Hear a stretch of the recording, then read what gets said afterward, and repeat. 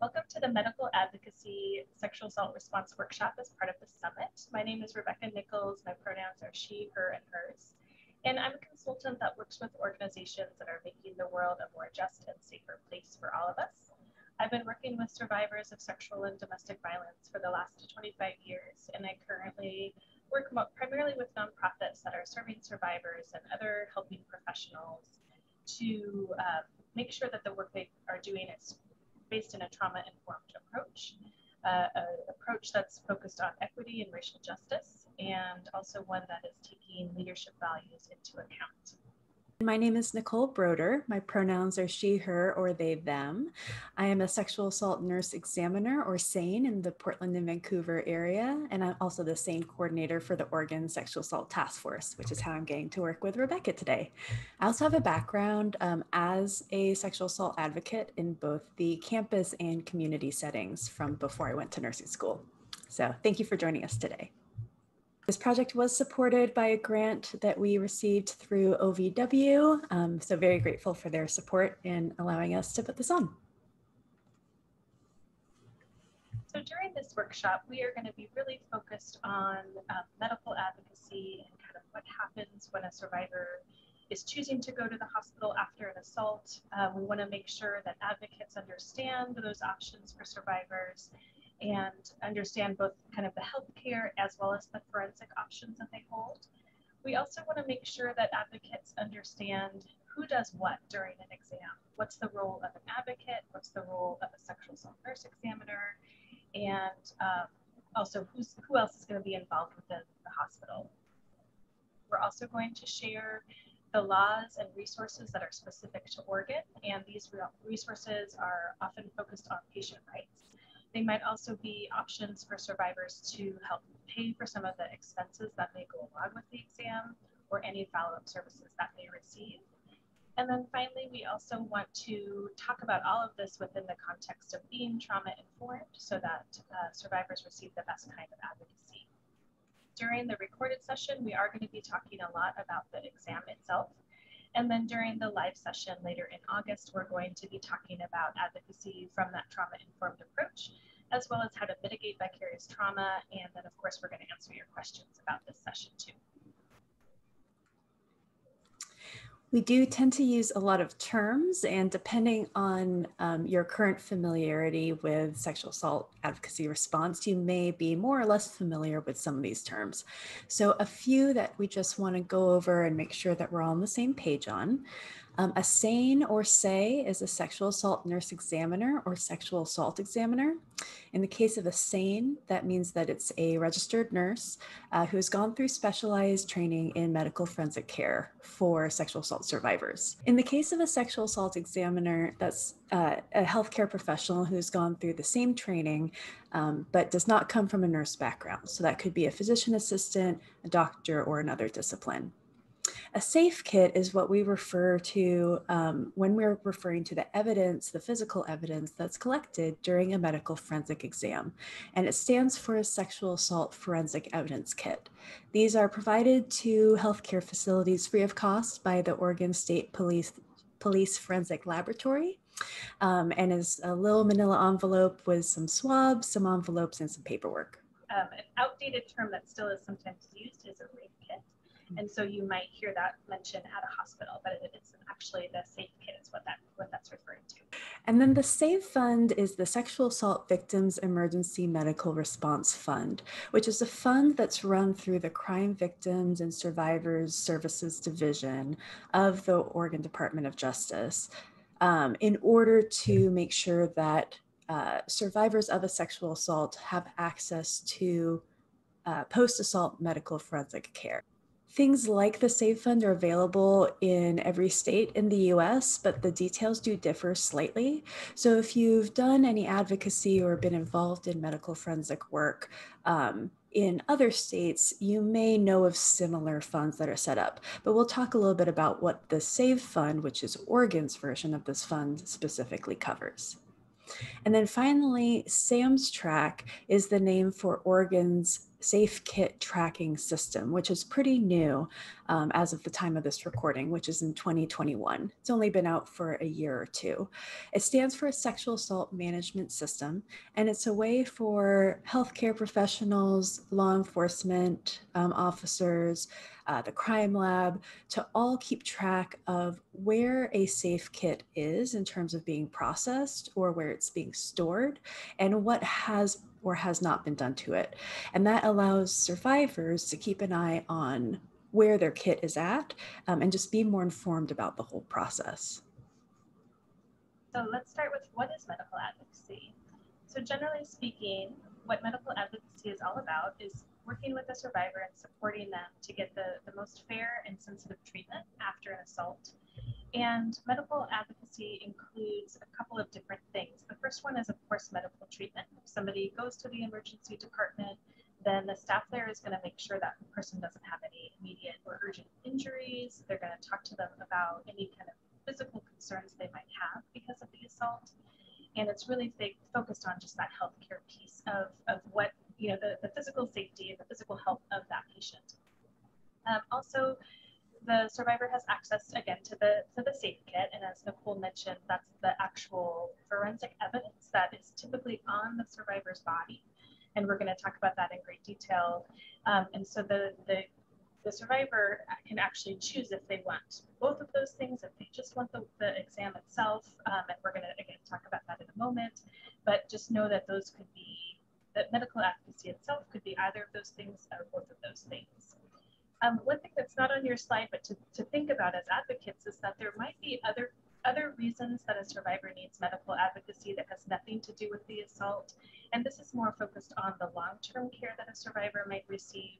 So we know that survivors of sexual violence can sometimes have a real hard time going to the doctor just because of their experience, their trauma history with that sexual assault. And so as an advocate, you might be actually talking with them about, a visit to the dentist, or if someone is pregnant, talking to them about what that birth process might be like and what additional support they may need because they're a survivor of sexual assault. So we're not going to talk about that during this recorded session at all, but I just wanted to mention that advocacy in the medical context is not just the exam, but it's actually something that a survivor may need for years to come after an assault. So this statement, the survivor's choices define the strategy, is actually something that I learned at an Oregon Sexual Assault Task Force training back in 2003. And it was on a banner on the wall of this training. And I obviously remembered it for all of these years because it just makes so much sense to me. And this is something that's guided me as an advocate ever since I first read it. So I wanted to really start with this idea. And this is so very true during medical advocacy because it's important to remember, usually when we go to a hospital or if we're receiving care, we just show up and the exam happens and these things, the steps are just taken, by the medical professionals. Within the context of medical advocacy, a survivor chooses the whole time what they want to receive. They can say no to anything. It's our job, both the advocate and the SANE, it's our jobs to really make sure survivors understand what choices they're making, the pros and cons, and it's really just our job to follow their lead. And so this is something that I wanted to start with because it's true of advocacy in any way, not just medical advocacy, but within the context of medical advocacy, we want to give as many choices as we can, and we want to really follow the lead of the person receiving the care, and make sure they know what we're asking of them, make sure they understand questions, and make sure that, because they're receiving so much information, that we're really going at a slow pace and that we're really just checking in with them throughout the whole process. So we also want advocacy to be survivor-centered, and I know that as a field, as a movement, this is important to all of us. But I wanted to break it down a little bit because we often feel like, again, we've got a list of things we need to do. We have a list of topics we want to cover, but we really just need to slow all of it down and focus on what the survivor is telling us or showing us. And so when our advocacy is survivor-centered, when we're giving those choices and taking the pace of the survivor, then that survivor is hopefully feeling more empowered. Obviously, after a sexual assault, there's such a lack of, there's such a piece of it that the power was taken from this person in such an intimate, physical way. And so when we're survivor-centered and we're really just letting them kind of tell us what they need, then we're hopefully giving them a lot of empowerment. I keep talking about the piece. And so survivor-centered advocacy, it gives time, it gives consideration. And in my experience, doing hospital response, survivors don't know what to expect. They're often very much in somewhat of a daze, that they're just trying to get through this experience that's very unpleasant or can feel very unpleasant. And so when we're just slowing down and checking in a lot, then hopefully that's just feeling a little more emotionally safe for that survivor. And when we are giving choices and we're following their lead, that's going to help them heal from this process. As you can imagine, obviously a sexual assault is very traumatic, and then medical advocacy can feel just like almost like an extension of that experience. And so when we are able to again, just really follow the lead of the survivor, then they're going to have a different kind of experience with that. I also think that, especially in an emergency department, things move very quickly. There's a lot of people working really hard, especially right now as we're, still dealing with the pandemic. And so it's just a very fast-paced atmosphere, and it can seem very chaotic when you're not used to it. And so when we're survivor-centered and we're checking in a lot, then the people around us are usually mimicking that too. Advocates and SANEs can create a really beautiful partnership by doing this, because it does really, everyone around us will do the same. In my experience, luckily, when I showed up to a hospital, the staff, the emergency department staff has also been like, oh, thank goodness, because they understand the survivor needs that emotional care and support, and they don't have a lot of time to give it. So it's our job to really do that and to really just stay centered on that. So I know that a lot of programs throughout Oregon are dual programs. In fact, Oregon only has 2 standalone sexual assault programs where their mission is 100% focused on sexual violence response and prevention. So I did want to take a little time to talk about how are these two types of violence different from one another.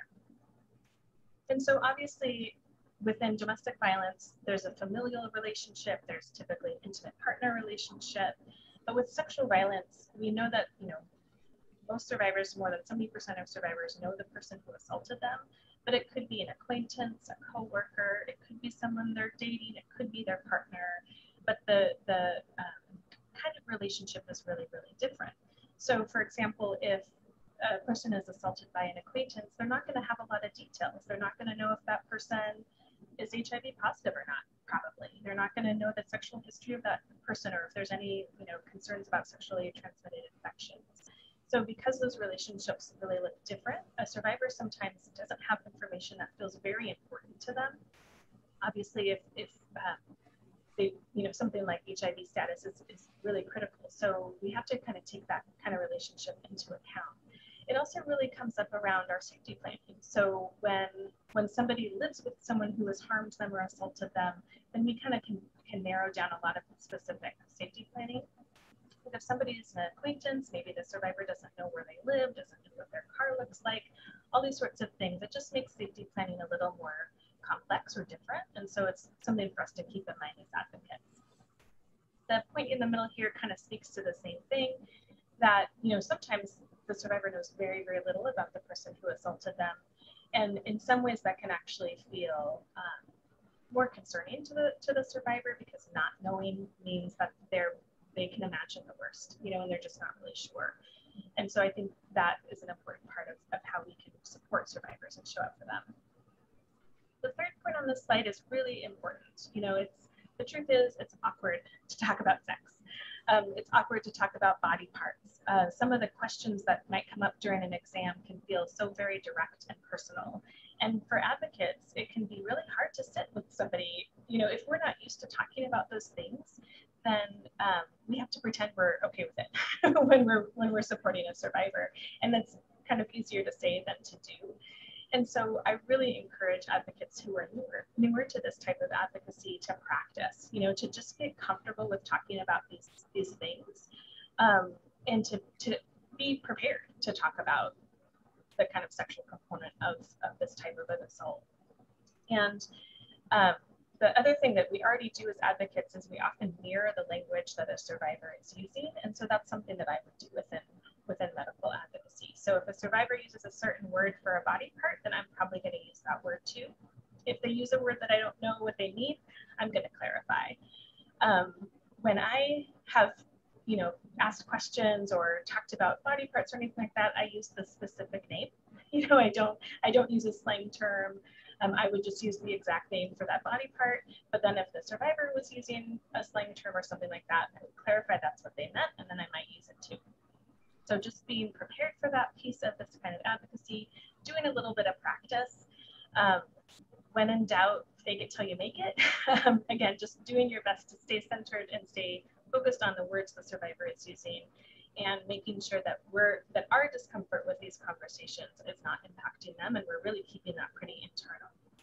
This is a great thing that you can talk with a supervisor about or a coworker about to just, again, kind of practice and get a little more comfortable with these conversations.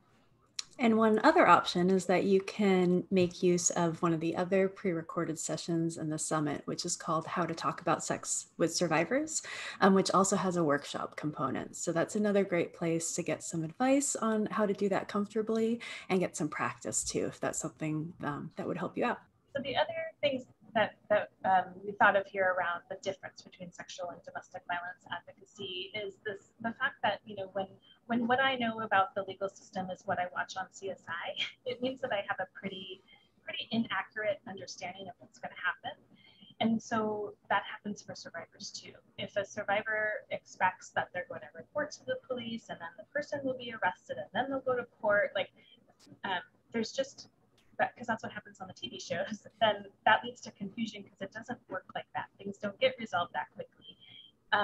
There's all kinds of twists and turns that might happen that might be, not what the survivor is hoping for.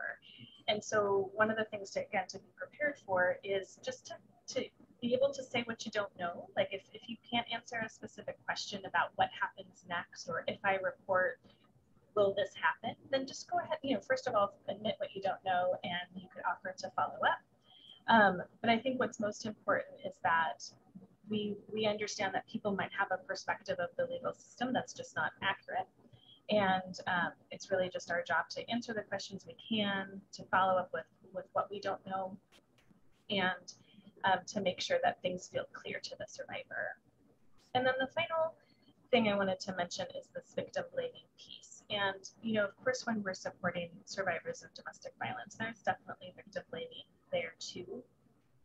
But what is a little different about sexual assault is that in my experience working with survivors, they expect to be blamed because our culture sets the blame up in that way. So questions about the choices the survivor made before the assault, whether they were drinking or using any substances, their previous relationship with this person, all those things start to become part of these conversations. And so there's a lot that we can do as advocates to redirect anything we hear a survivor blaming themselves for, so that they can remember that nothing they did did they deserve sexual violence because of.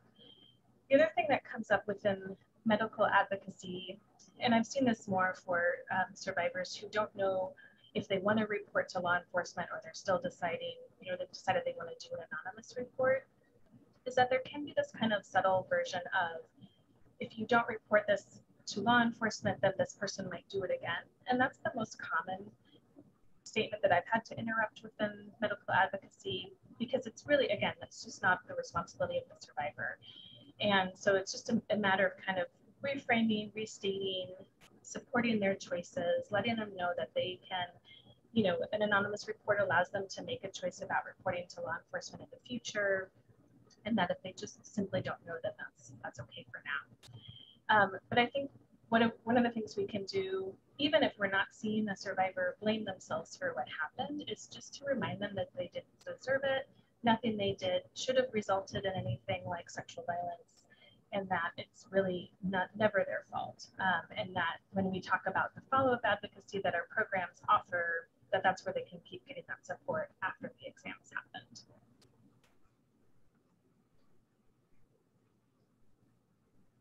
So when we think about what are the different options, so thinking about, let's say that a survivor calls one of our crisis lines or helplines, when we just think about what are all the different things that a survivor can choose immediately after an assault, and we're going to talk about these things throughout the presentation. The first one is whether they want to receive medical care, which includes things like pregnancy prevention or sexually transmitted infection testing. And so just really putting that out there, this is what could happen if you go to the hospital. They're going to offer you a wellness exam. They're going to offer you a forensic evidence kit. They're going to offer you pregnancy prophylactics or testing, and just letting them know that they've got, that's kind of what they can expect. And then also reminding them that they get to decide along the way what happens. The forensic exam, one of the things that I so appreciate about SANEs is that they usually will describe the exam, at the beginning of the visit. They might describe the exam and what the survivor is going to be able to decide along the way, and they'll get a sense of what the survivor is thinking they want to do then, but then they'll keep asking and keep checking in.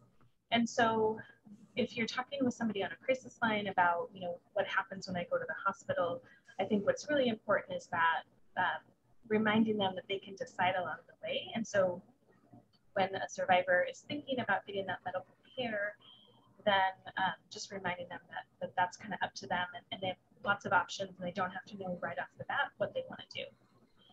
Reporting to law enforcement versus making an anonymous report. We're very lucky in Oregon that we have this option for anonymous reporting. And survivors actually have 60 years to determine if they want to identify themselves and link themselves to an anonymous report. So basically what happens is they can get the exam, they can get the safe kit, and they get, their safe kit has a number attached to it. And so that number goes with the kit to the crime lab, and they can decide for, they have 60 years to decide whether they want to say, hey, that number is me, and I want to do something with this. I want you to report this to law enforcement. And some survivors know immediately. They're ready to talk to law enforcement. They know they want that report made right away. If they decide to do the anonymous reporting route, then they won't even interact with law enforcement at the hospital. Law enforcement will come to pick up the kit, but they won't talk with the survivor.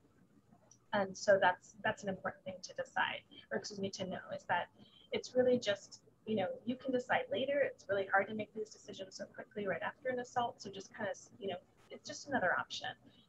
Sometimes people just a survivor just wants to get the wellness exam. And that's also helpful if they decide to do it, to report to law enforcement in the future, because it just demonstrates that someone received care immediately because of sexual assault. So basically what I want to impart is that when immediately after someone has been assaulted, they don't have to make these decisions right away. That being said, some survivors just know immediately what they want to do. If someone reports to law enforcement, then they will be interviewed by a police officer as part of the evidence collection. And so that's something to keep in mind. So another option that survivors have are to apply to the crime victims compensation. And this is not something we put on your alphabet soup slide, but that's what CVC stands for, is Crime Victims Compensation. And we're going to talk about that towards the end of the presentation, but that actually is a financial fund that pays for some of the things after an assault, after any crime. So for a survivor of sexual violence, it might help them pay for follow-up therapy or changing locks on doors and whatnot. We're going to talk about that in a bit. And then finally, every survivor is hopefully also given the option of follow-up or ongoing services, and your programs may offer support groups. They may offer case management. They might offer legal support around navigating what comes next. But one of the things that I always want to make sure a survivor knows is that those things exist. It's not very common that a survivor at the hospital in that moment knows, oh yes, I'm going to do a support group. I want to call tomorrow and sign up. That usually isn't how it works.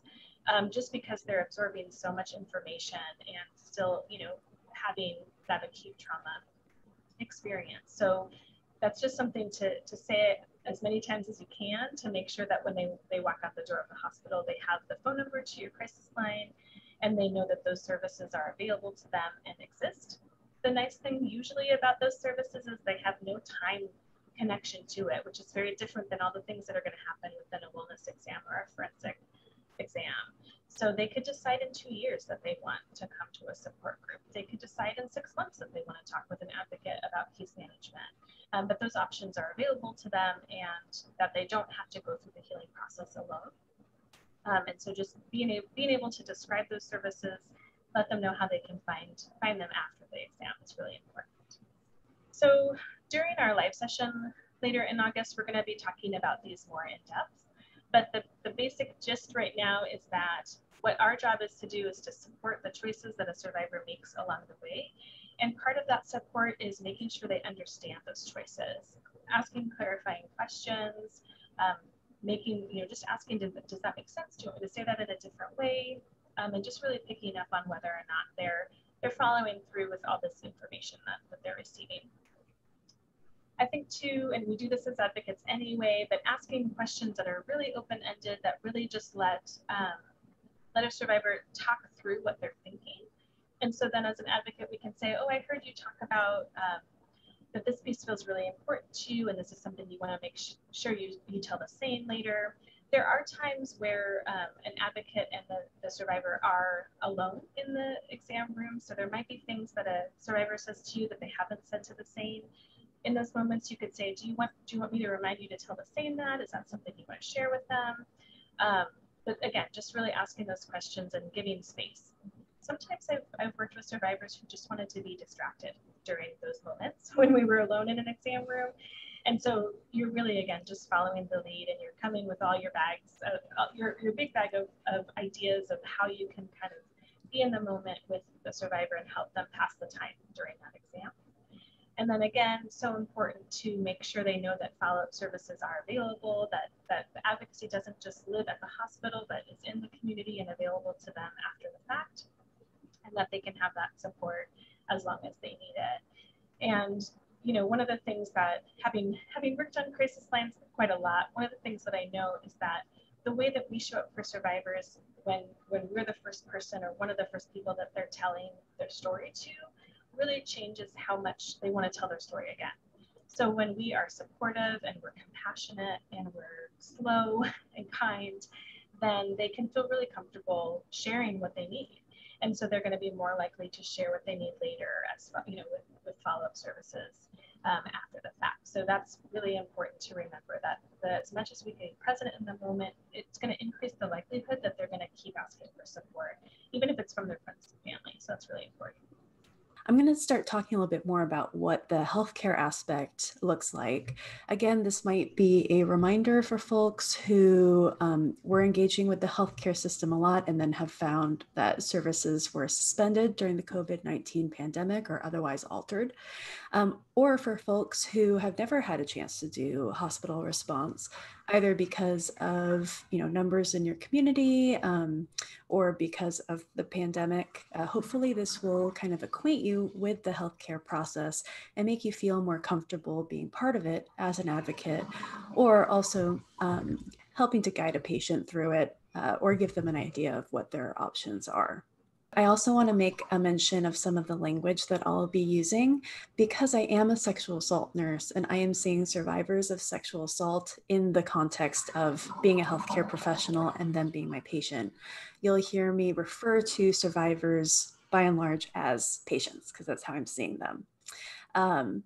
I recognize that advocates often refer to them as survivors or clients, and sometimes, depending on the context, I may use that language as well.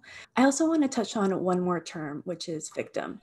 In general, I try to stay away from that term because most survivors and patients that I've worked with don't prefer that. However, because I will be talking a little bit about some of the legal options available to these patients / survivors because of their legal status as a victim of a crime, you may hear me use that term, and I just want to call that out and point out that it's not meant as a judgment or any sort of derogatory term, but really meant in a legal context. So with that said, sexual assault survivors connect with healthcare in a few different ways. Most commonly, what we find, both in Oregon and across the country, is that a survivor of a sexual assault will come into the emergency department And that could be immediately after an assault or sometime later with medical concerns. Might be concern about pregnancy or sexually transmitted infections. They may know that they want evidence collected or be worried about wounds. And an emergency department is oftentimes where they enter the healthcare system. However, that's not the only way that survivors will interact with healthcare. Inpatient refers to patients who are in the hospital for something that is leading to a hospital stay. Maybe they've had a surgery or maybe they're in for a chronic condition. And we do find that sometimes patients who are in the hospital for an extended period of time will disclose that they had a sexual assault in their past and are then given the option to work with a SANE, especially depending on how recently that assault may have occurred. So that looks a little different than the emergency department because that patient is staying in the healthcare facility for a longer period of time, rather than the emergency department tends to have a lot of flow in and out. And then a clinic is also an option that we see fairly commonly, where a patient may feel comfortable disclosing to a primary care provider or a clinic that they have been seen at before that they experienced an assault and may access medical services that way. So that's all for survivors who come directly to healthcare. Now, of course, some survivors come to healthcare through other agencies, such as a law enforcement agency. If they know that they want to report the sexual assault, they may go to police first, and then police may let them know that healthcare is an option, or advocacy agencies, especially if survivors already have contact with an advocacy agency through some other past concerns that they were working through or past connections. We often see referrals through that advocacy agency. And it's oftentimes easier to find information on sexual assault advocacy services in your community than it is to find information about SANE services. So we also see that with folks who haven't interacted with an advocacy agency before. They may feel more comfortable reaching out there first and then seeking out medical care from there. And that's really the impetus for most of the rest of this presentation, which is I don't expect to make you as a sexual assault advocate into a SANE. That's not your role. That's not what you went to school for. That's not what you've gone through training for. But because you might be accessed before the healthcare system, I do want you to have some familiarity with what processes may look like, and also how some of the options present for survivors, so that if they are seeing you first, you have some comfort level discussing that with them. So first, a little bit about SANEs, in case you haven't had a chance to work with them, or maybe you have and just sort of entities who wandered in and wandered out. So SANEs, like I mentioned, they're sexual assault nurse examiners. And this means that they are a registered nurse. They can be a registered nurse in Oregon if you're seeing them in Oregon, or if you happen to see folks in other bordering states, they may also be a registered nurse from those states. And typically those nurses need to have 2 years of experience with their licensure as a registered nurse before they can then go through SANE training. We require that because the forensic piece is complicated and nuanced, and we really want to make sure that those nurses feel comfortable in kind of the basic role of a nurse before they add on that medical forensic post-sexual assault piece. So those SANEs will have at least 2 years of experience, many times more. To be completely honest, forensic nursing and sexual assault nursing is still a fairly new specialty. I think it was only identified by the American Nurses Association in the 1990s. And so many nurses don't actually realize that this is a specialty that is available for them. So we also see SANEs who come from decades of experience sometimes, and then find this and work their way into the specialty in particular. After the 2 years of experience, they do need to go through a 40-hour didactic or classroom training, kind of similar to what most advocates go through as well. And that training will cover things like sexual assault dynamics, the neurobiology of trauma. It'll go through genital anatomy and physiology in much more depth and detail than most nursing programs go through it. It'll go through how to collect evidence, how to document wounds, how to assess for strangulation, how to assess for sexually transmitted infection risk or HIV risk, and all those different aspects that we'll talk about here. So they go through that 40-hour training, and then there are some follow-up clinical pieces so that the SANEs can learn the hands-on skills as well. And typically those practical hands-on skills are how to insert a speculum, because many nurses are not trained in that through their nursing school. So speculum is that little like kind of duckbill instrument that you may have experienced in a pap smear.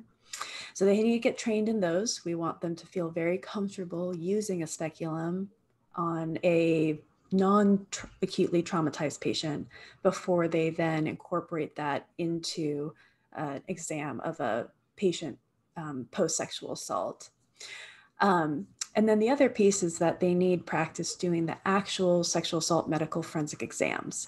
And so SANEs in training need to connect with more experienced SANEs who can then guide them through that process and build up their skills and competency before they start working independently. Now, SANEs work in a few different ways in Oregon and actually across the country too, because it is such a new specialty. The organization of SANE programs in different areas of the state and in different communities can vary significantly. But some of the main organizational structures are an agency structure is one. So in that case, SANEs who work at multiple different healthcare facilities may all be part of a separate SANE agency or group that then disperses those SANEs amongst a group of hospitals. So each hospital in that case is not responsible for providing their own SANEs, but kind of share a pool of SANEs who are trained. So that we have that mostly up in the Portland, Vancouver area, kind of down through Salem, in Central Oregon, and in Southern Oregon currently is where that model tends to be as of 2021. Kind of another common model after that is for each hospital to try to maintain its own group of SANEs. Now, for hospitals that have good funding and robust staffing, that may not be super difficult. And so they may be able to train up and keep trained a group of SANEs to respond to sexual assault patients who present at their facility. We do know, however, that especially if you're in a rural community or just a community that's more isolated or smaller in general, that can be difficult for hospitals to get enough SANEs in the first place or train them up adequately or keep up their competencies. And so those programs we tend to see kind of ebb and flow a little bit more. And that's something that you may then kind of see some ripple effects from in your advocacy work. So I just wanted you to be aware of why that may be. And then another organizational structure that is common in some areas of the United States, but very uncommon in Oregon currently, is to have a standalone SANE clinic, which is something that is either separate from or kind of detached from the hospital. It's not in an ER, it's not in inpatient patient rooms, but more of a clinic setting that specifically is geared to see sexual assault patients. And so even though it is less common in the state, it's my favorite kind, honestly, because you get to really gear that whole space and everyone working in that environment towards this specific need. There are other options like telesane and things like that, but those three structures are kind of the main ones that we currently see in the state. So before a SANE gets there, I just want to touch on some of the healthcare aspects that either a patient may have gone through before you get to see them, or what you may be accompanying a patient through. So every patient who comes into the hospital has to be checked in. If they're inpatient and they're, on a unit somewhere, that will probably have happened before the sexual assault disclosure occurred. In the ER, that happens, right there before they're let back to a room. But the check-in process just establishes that they're at the hospital and kind of gets them into the chart and gets those formal processes started. There's also the triage process, especially in an emergency environment, where healthcare professionals will take that patient's vital signs and talk to them about what brought them in that day. And triage specifically refers to the fact that based on those vital signs and their reason for coming in, they may be prioritized as more or less urgent based on whether they need or may need like life-saving care, or whether there's something time sensitive to their visit.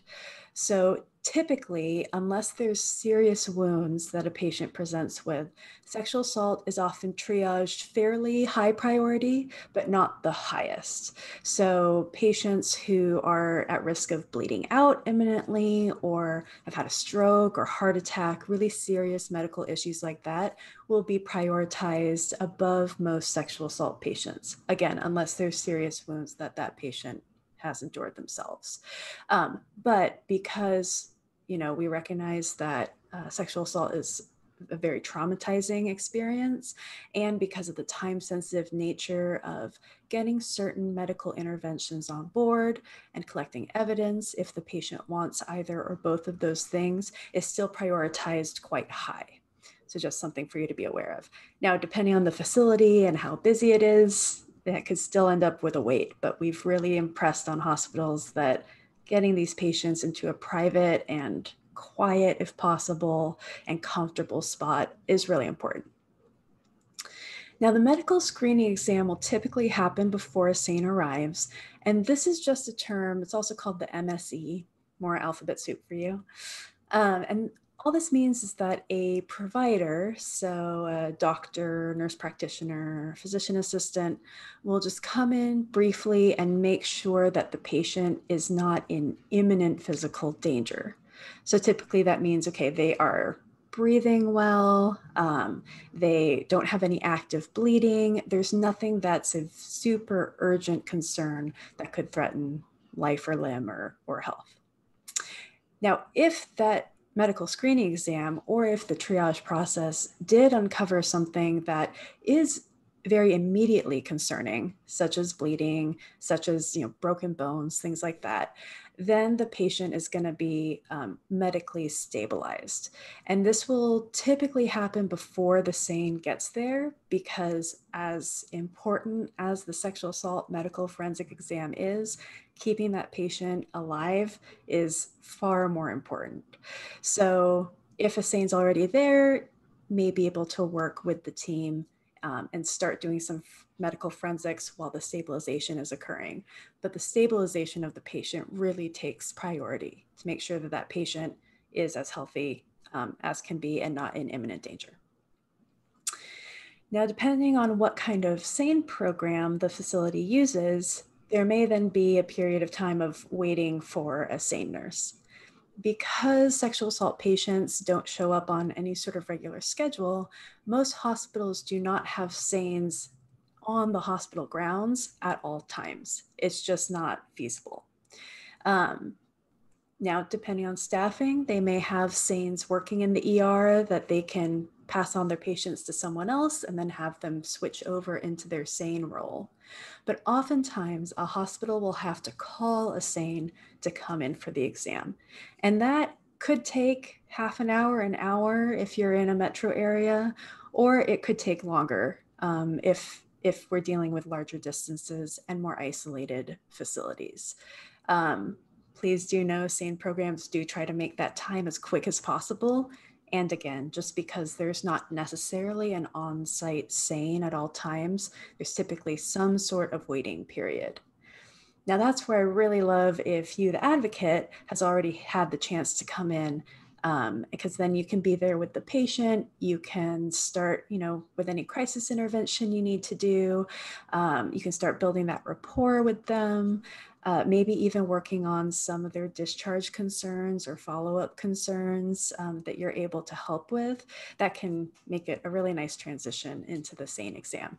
But I also recognize, depending on where you are and just the specific circumstances of that day, timing can be a little all over the place with these. Ideally, best practice is that the advocate is dispatched, just as quickly as the SANE, and is there before the exam starts. And so it's a great idea if you are on call that you are ready to go, that you have snacks and water and comfortable clothes. I've done things like, make sure I didn't have jewelry on, just simple things, because maybe the survivor wants to hold my hand and squeeze it, those sorts of things. So, so being ready to go as quickly as possible is really important. But obviously, when you first show up, a survivor may not know what your role is, and so you also should be ready to describe what you're there to do. Some survivors will hear that and decide they don't want an advocate present. So that's okay. You will hopefully just leave that crisis line number and let them know how they can reach your program afterwards. But being ready to make sure you can stay there for a period of time, and then be ready to describe what you're there to do and provide. There have been times where a patient was sleeping when I first got there and the SANE hadn't arrived, so then I'm just going to sit in the waiting room and wait until everyone is there. So just be ready to wait, do your best to be as comfortable as possible, and make sure that you have the materials you need. And the other aspect of that is, kind of self-care and boundaries and sustainability is conversation we'll get more into in the workshop portion. But one of the only negative experiences that I've had as a SANE with an advocate was when an advocate showed up for one of my patients, but the advocate had a final in the morning and it was late at night. And so the advocate showed up and immediately told the patient that they couldn't stay very long. That definitely interfered with the rapport that the advocate was building with the patient. And so just a reminder that, those things are important, and make sure that you're able to carve out the time and space to respond if you have agreed to respond to the hospital. So there are several different medical options that are available to survivors of sexual assault when they arrive in a healthcare environment. And one thing I'm going to stress now and continue stressing is that, as Rebecca mentioned, everything is based on what the patient wants. And so, even as I go through these options, it's not like, you're choosing one off a menu and you get what you get. It's more that this kind of describes a spectrum of medical care that's available to the patient. And they're able to say, both at the beginning of the exam and during the exam, how they want that spectrum modified for their own needs to make sure that we're doing the best job we can for that patient. But the kind of spectrum, as I tend to conceptualize it, runs from, on the one hand, you could do a wellness check, or SANEs could do a wellness check. What this refers to is typically if a sexual assault survivor doesn't really want like the forensic part of the exam. They don't necessarily want their body assessed or wounds documented or evidence collected, but they just want to know if there's anything immediately dangerous going on with their health as a result of the assault. And so SANEs can absolutely do, just that wellness check, talk with them about any specific medical concerns they have, respond to those. And if that's all the patient wants to do, that's all that they should do. What may be added on to that, or what patients may choose instead, is to really focus on prophylactic or preventative medications. And these are typically available for pregnancy, for sexually transmitted infections, and for HIV. And we'll talk about that a little bit more later.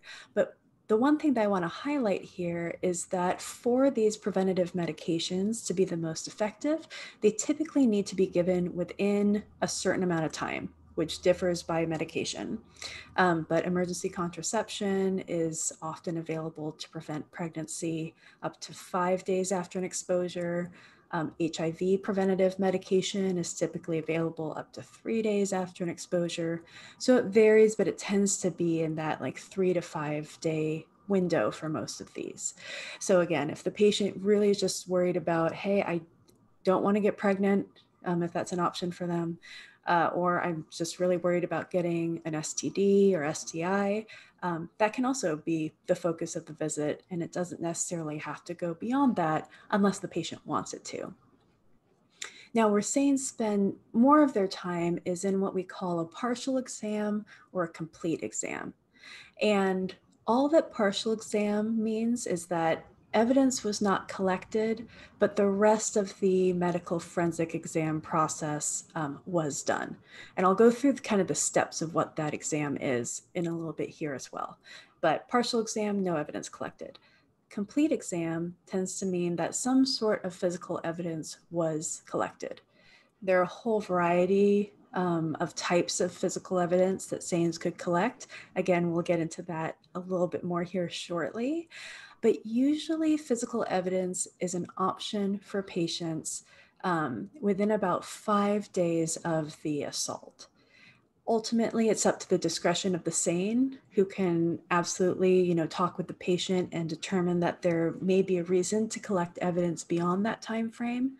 But in general, physical evidence will be off of the patient's body and no longer able to be collected after or by the 5-day mark. A few things that sometimes patients want to have as an option that are simply just not an option with a SANE is determining whether a sexual assault did or did not occur. Most often, this is in the context of memory loss, where the patient may not remember a period of time, may have woken up feeling sore or naked or with their clothes in disarray, or something that makes them concerned that while they were not retaining memories that a sexual assault occurred. That is not possible for a SANE to determine with any certainty, especially at the time of the exam. Now, what the SANE can do and should offer to the patient as an option is to do any physical exam that the patient is comfortable with, perhaps collect evidence just in case, again, if the patient wants that, and to share whatever findings they see on the patient's body with the patient. And the patient can then determine, based on whether those findings are surprising to them or unknown or new, they may make up their own decision about what did or did not happen. But there's no physical finding that can just tell a SANE, oh, this patient was sexually assaulted. Just as there's no physical finding that can tell a SANE, this patient was definitely not physically or sexually assaulted. But again, they can share their findings with the patient, which then may give the patient more information and feel more power over their situation. The other option is if the SANE is collecting evidence, there is the possibility that if the patient chooses to have it sent to the crime lab and tested, that someone's DNA or semen or vaginal fluids may be found on them in a suspicious area that, again, makes it likely that an assault occurred, but again, can't determine for sure. But that will not be available at the time of the exam. That's a much lengthier process. So all that to say that if a patient really just wants to know, or I should say in this case, if a survivor really just wants to know, was I raped or not? That's not something that the hospital is going to be able to answer for them with any certainty. The other thing that is impossible to determine with certainty at the time of the exam is determining whether a patient was or was not drugged. So drug-facilitated sexual assault, or we call it DFSA if you want to keep going with the alphabet soup, is something that we do see pretty frequently. And all it means is that the assailant used alcohol or drugs, which could be over-the-counter drugs, prescription drugs, illegal drugs, you name it, in order to make the assault possible. Now, what is an option for the patient is that the SANE could collect blood and urine, which could be sent to the crime lab and tested for something like 200 plus different substances. Couple limitations. A, just like with the other evidence, that won't be available at the time of this patient's visit. It will take some time to get those results back. So it's not a quick answer. And then the other kind of caveat to that is that different drugs leave the patient's system at different rates. Some, especially like sleep aids, may stick around for days. Other substances like date rape drugs may be out of the patient's body within hours. And so there may be the possibility that the crime lab may detect a substance that the patient knows they did not ingest willingly and be able to point that patient in the direction of you were likely drugged. But if that test comes back negative, there's no way to tell for sure whether a drug may have just been metabolized by the patient's system already and therefore undetectable or not. So again, it's not like either of these things are just completely lost causes. It's more that if the patient comes in with a very specific expectation or need to have a question in their mind answered, this may not satisfy those needs, but it can give them more information and help them with their overall sense of agency over what's going on. A few notes also about age that I just want to touch on. The vast majority of our SANEs in the state of Oregon work with adults and adolescents, typically down to about 15 years of age. But I would recommend, if you don't already know what ages are seen at your local healthcare facility, that may be a little homework for you to do, just so that you are more aware of it. We don't have many pediatric SANEs in the state of Oregon currently. We're trying to change that. We're working with folks in the child abuse community to kind of increase that response. But a few things that you should know about age. Anyone 15 years and above can consent to medical services or decline medical services. And this would include a safe exam and a safe kit. So what that means is anyone who an adult adolescent SANE is typically seeing, 15 years and above, can determine for themselves whether or not they want to work with the SANE. And if they do work with the SANE, what parts of the exam they want to have or not have. That also means that no one can legally pressure them into it. So a parent can't decide on behalf of a 17-year-old that, no, you're going to get this exam. That 17-year-old gets to decide for themselves. Social pressure, that's a different thing. Can't avoid that entirely. But from a legal standpoint, no parent or adult can require a 15-year-old or older to go through this exam or to not go through the exam. Now, for patients 14 years and above, they're able to consent to psychiatric and chemical dependency treatment if that's something that they need or want. And then any age can consent to birth control, both receiving information on it and their different options, and also actually accessing it, which means that as we talk about the preventative medications for pregnancy, that's something that is available to all patients who are seeking healthcare. Ooh, I need some water.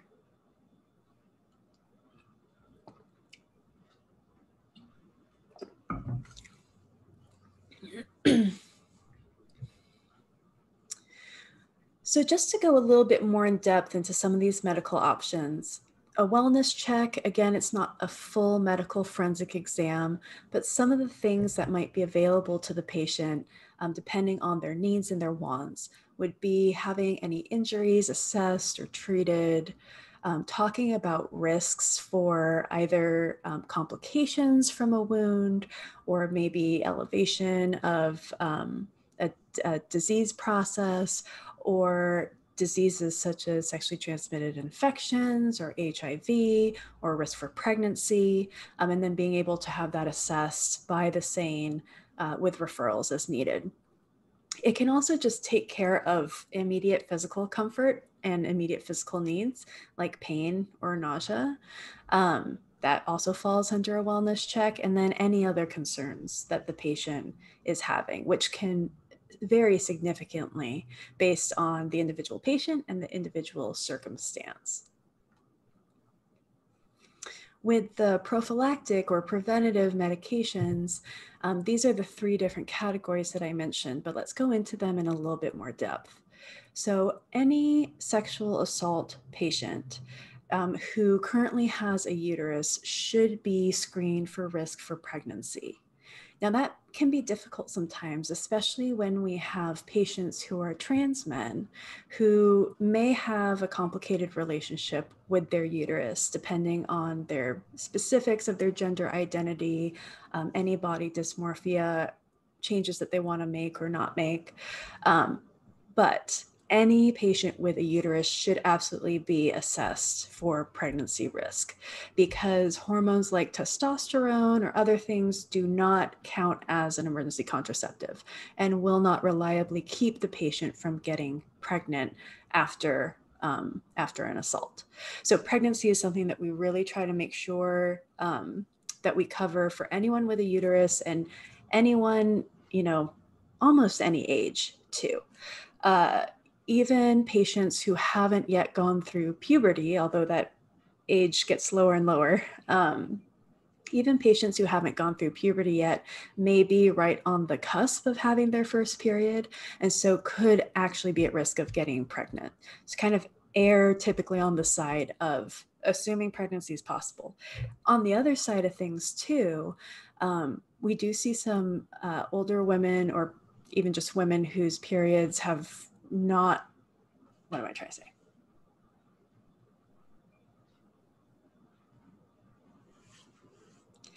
And on the other side of things too, we'll have women come in, often older women, who say that they are postmenopausal and that they no longer get periods. But what we found is sometimes they are truly postmenopausal. And sometimes their periods have just become so irregular and so infrequent that they're not truly in menopause yet.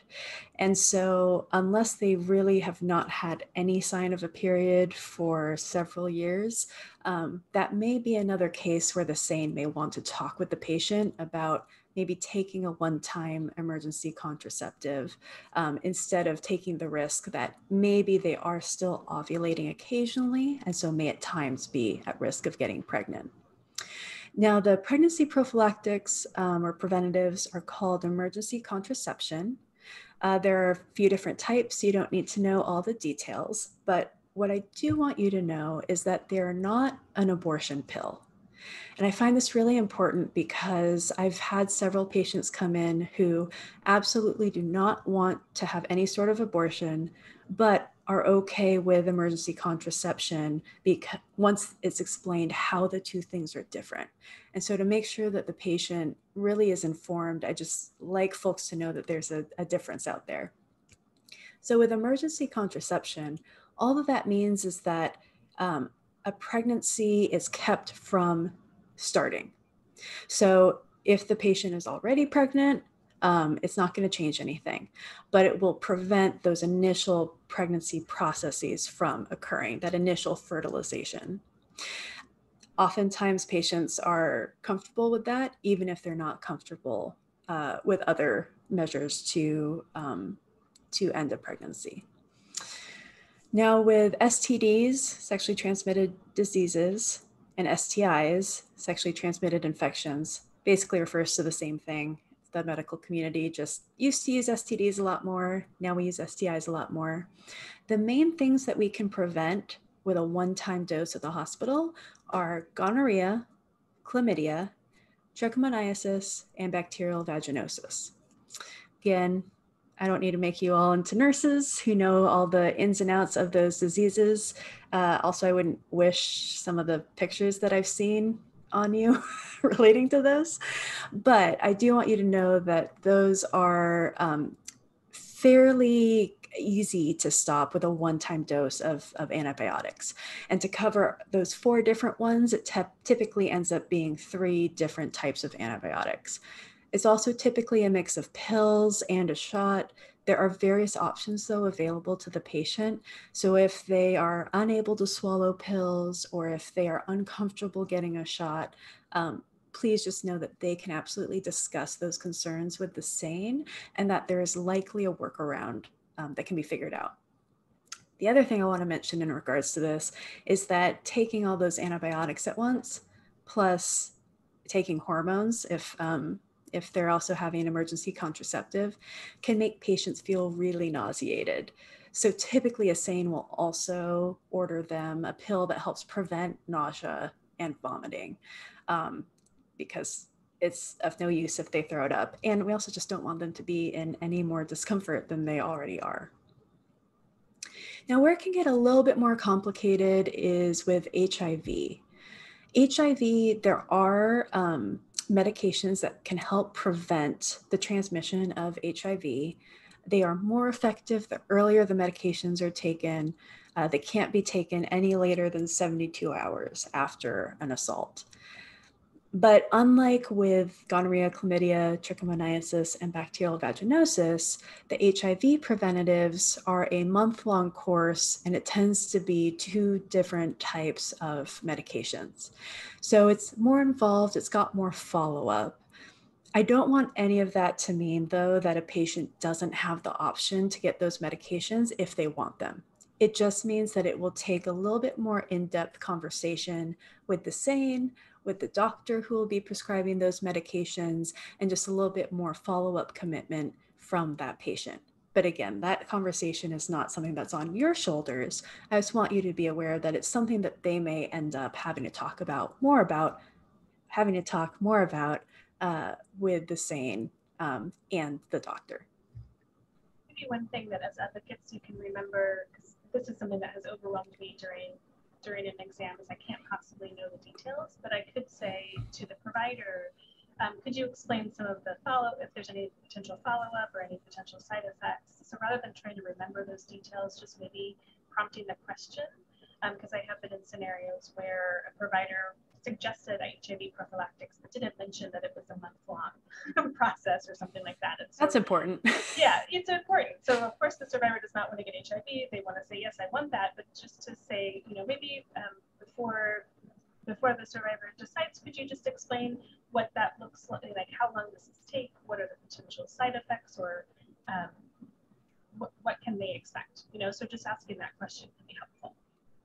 That's a really good point, and also a really good reminder to me to also mention that depending on how often you end up responding to the hospital, you may end up kind of on the opposite side of what Rebecca was talking about. You may end up picking up some just like medical knowledge from overhearing things. And I would say still default to what Rebecca mentioned. Keep it broad, advance the conversation rather than trying to take that on in your own wheelhouse or develop expertise in that area. You are the advocate for a reason, and you do a really important job for the patient, and that shouldn't overlap with you then trying to give them medical advice either. So prompting more conversation, asking more questions to elicit more information is a great thing to do on behalf of your patient. And don't feel the pressure or really just, don't put it on yourself to actually learn a bunch of medical information and then feel like you have to advise the patient in that way or stay up to date on all those recommendations as they change. Go ahead and leave that to the medical folks. We get paid for that.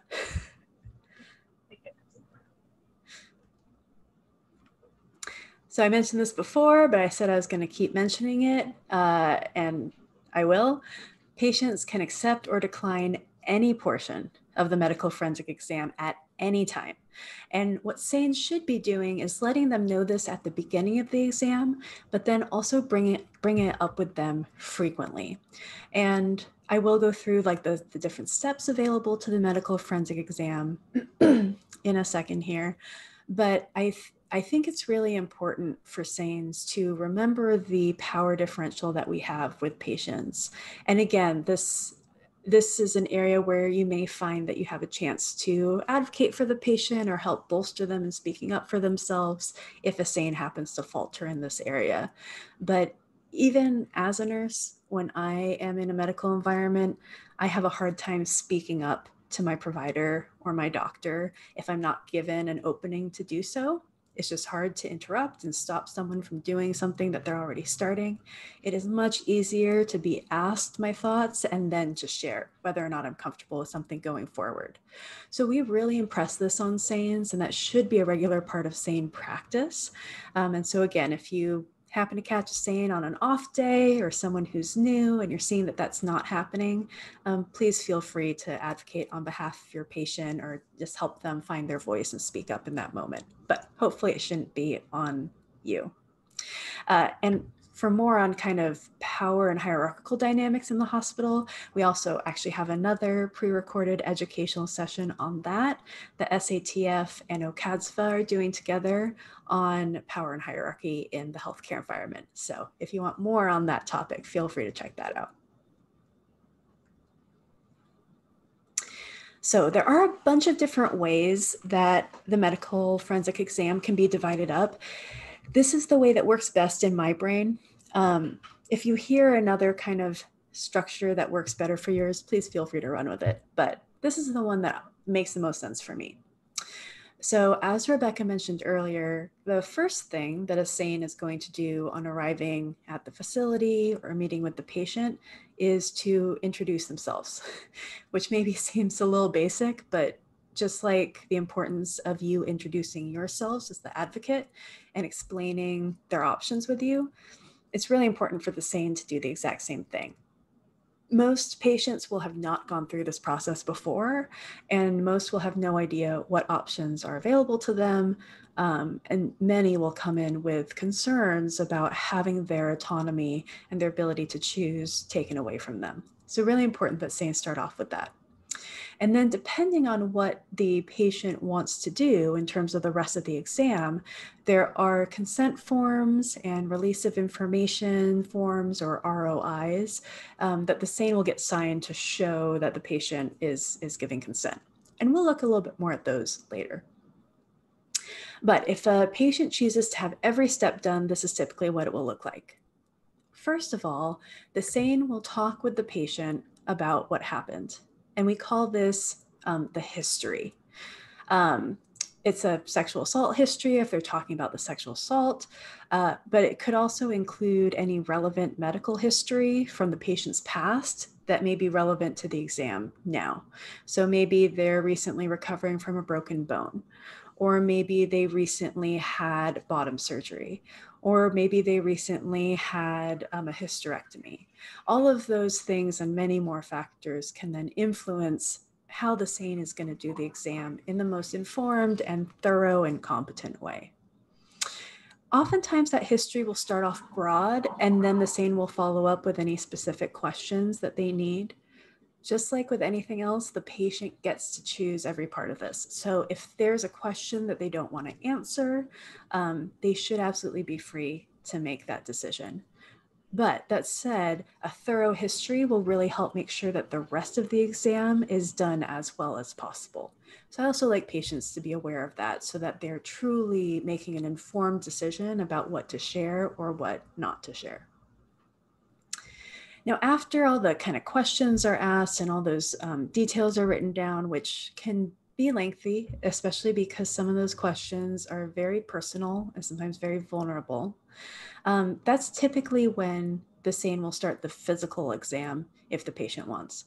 And that allows them to kind of build up rapport. But like I said, also, those details from the history will really help guide the physical exam as well. So that's why it's typically done in that order. Although this is a good time for me to mention too, if the patient really needs things to be done in a different order for their own comfort or just responding to other needs that they have, that's also something that a SANE can try to do on their behalf. Now with the...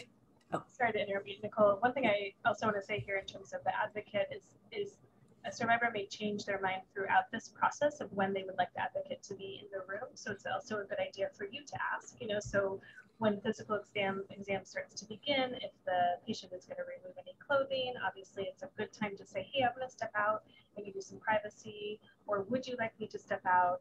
But similarly to the SANE asking for, that permission or guidance along the way, advocates can really be doing the same thing. That's a really good call. Thank you for reminding us about that.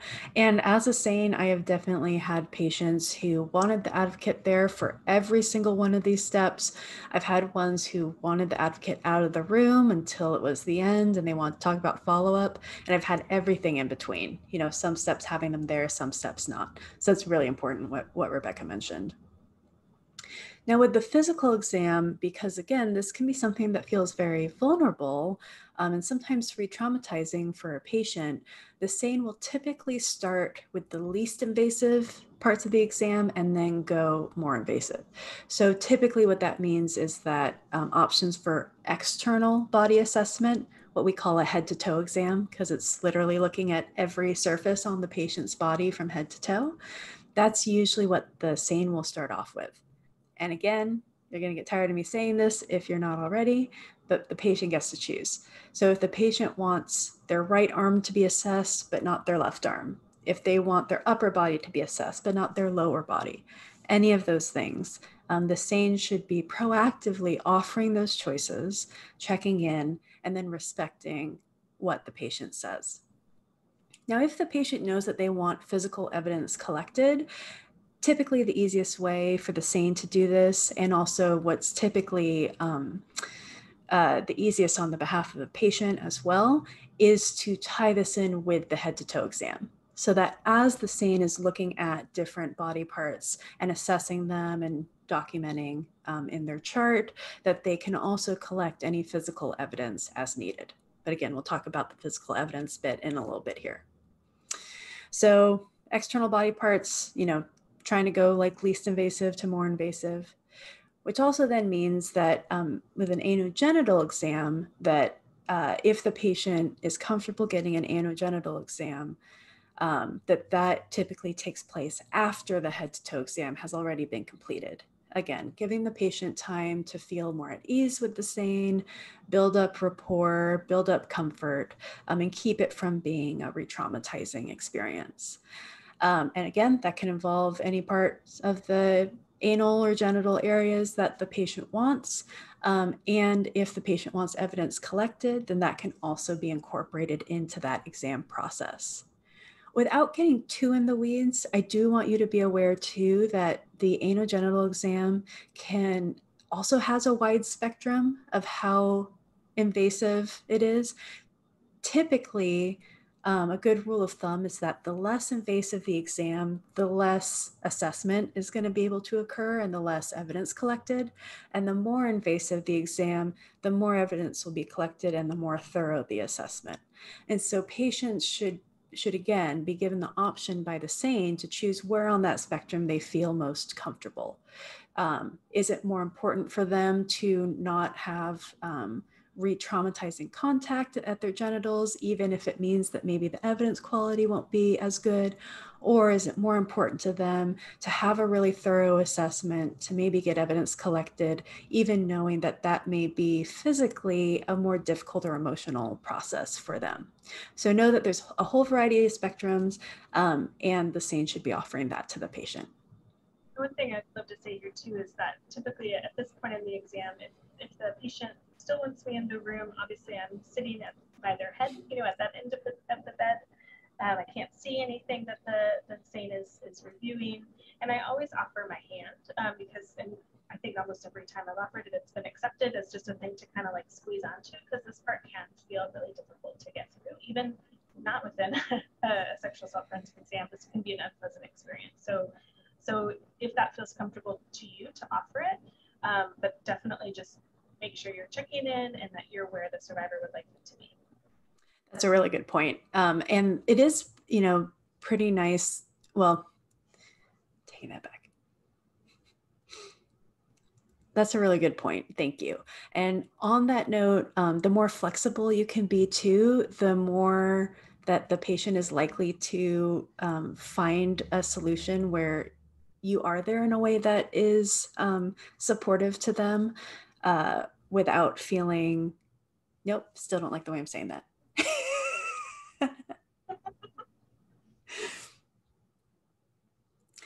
That's a great point. And I've seen a whole bunch of different varieties in how patients choose to have advocates at the bedside, if they do have them at the bedside during this. Like Rebecca mentioned, being at the head of the bed can often mean that there's, absolutely no line of sight to anything sensitive. Sometimes there are also curtains in hospital rooms. And so I've had patients ask for the advocate to stay as moral support, but be behind the curtain or maybe facing the wall. So sometimes it just involves a little bit of creativity, but you might be surprised at how often a patient actually does want the advocate there for parts of the exam that can feel, very, very vulnerable. And again, just being kind of flexible and finding a solution that works for the patient and prioritizes the patient's comfort is always the best way to go. God, that should not have taken me so many tries. Jesus. Thanks. Beautiful. It's the screen. I feel like I lose half my brain cells. I'm sure it's weird. I miss people. Yeah, exactly. I don't know that you talked about the last piece there, the medications. Yeah. You're right. Thank you. Oh my goodness. What would I do if you weren't here? You would have been done 10 minutes ago. Nope, not at all. This is great. So once the history has been done and the physical exam, then the SANE is really in the best position to talk to the patient about any risk factors for disease or injury complications or pregnancy that the patient may be worried about, and also in the best position to recommend any follow-up or referrals. So typically that's done at the very end so that the SANE is incorporating all of the knowledge that they have gathered over the course of this exam in order to really individualize their medication and referrals recommendations. Now, I do want to mention that SANEs, being nurses, do not actually prescribe medications. And so what will happen is the SANE will talk with the patient about what they're interested in, what their options are, but then relay that to the doctor or whatever provider is seeing the patient. And of course, that means that if the patient wants to talk directly with the provider about any of the options that the SANE is talking about, that's absolutely an option as well. But I just wanted you to be aware of why the doctor is most likely to come in at this point then. And another nurse may end up giving the medications depending on if the SANE is employed by the hospital or not. It can feel complicated, but they'll work it all out. Referrals too might include things like counseling. It could include things like HIV follow-up. Typically, pregnancy testing and sexually transmitted infections testing is recommended a couple of weeks after the visit, just to make sure that those preventative medications, if they were taken, worked. And if the patient didn't choose to take those medications, just to give them more information so that if they do end up pregnant or with an infection, that they can then have the options to deal with that however they would like to. So all of that is kind of taken care of at the end there. And typically at the end, after the SANE has done the whole exam, is when the provider or doctor will likely come in and see the patient briefly. Now, thank you, Burp. Now, what should not happen is that the doctor should not be coming in and repeating the medical forensic exam. The reason that they should come in after the SANE is that the SANE can then relay any outstanding concerns from the patient to the doctor, or relay anything concerning that they saw in their exam that was not within a nursing scope of practice to handle. And so they can then communicate that with the doctor and have them follow up as needed. So one of the goals of that is because doctors often don't have any specific medical forensic training and often don't have a lot of time available to really spend one-on-one with a patient, that the SANE is taking care of all that really specialized aspects of the exam. And then really just kind of minimizing the doctor's role to whatever is necessary that won't duplicate what's already been done, if that makes sense. It's all meant to make the patient's visit as efficient as possible and the least re-traumatizing as possible. Now, that said, this is also a good point for me to mention that this process can be quite lengthy, even in the best of situations. The fastest exam I've ever done, because my patient was specifically asking me to go as fast as possible, was 45 minutes. And that felt like a breakneck speed. And I spent another like hour and a half on my documentation because I was really just prioritizing what the patient was asking me to do, which was get her out the door. The lengthiest exam I've ever done personally was 9 hours. And it would have gone longer if I hadn't had a trainee with me who was helping me with some of the work, actually. It all depends on what exactly happened during the assault, what kind of risk factors are present, the state of mind of the patient, the needs of the patient, the wants of the patient. A whole host of different factors really go into that. I would say on average, I tend to see medical forensic exams take about 3 to 4 hours, start to finish, from when a SANE arrives to when the SANE is all done with their documentation and hands the kit over to police. Sometimes the patient can be discharged before the paperwork and stuff is done, but it's typically at least a few hours that the patient is there, and it may be much longer. So that's again where your role as an advocate is so important, because being able to make sure that the patient is able to speak up for any breaks that they need, or just help them be comfortable, makes a huge difference in what this experience is like for them, and whether those few hours feels like a huge obstacle or whether it feels like a step along the path to healing.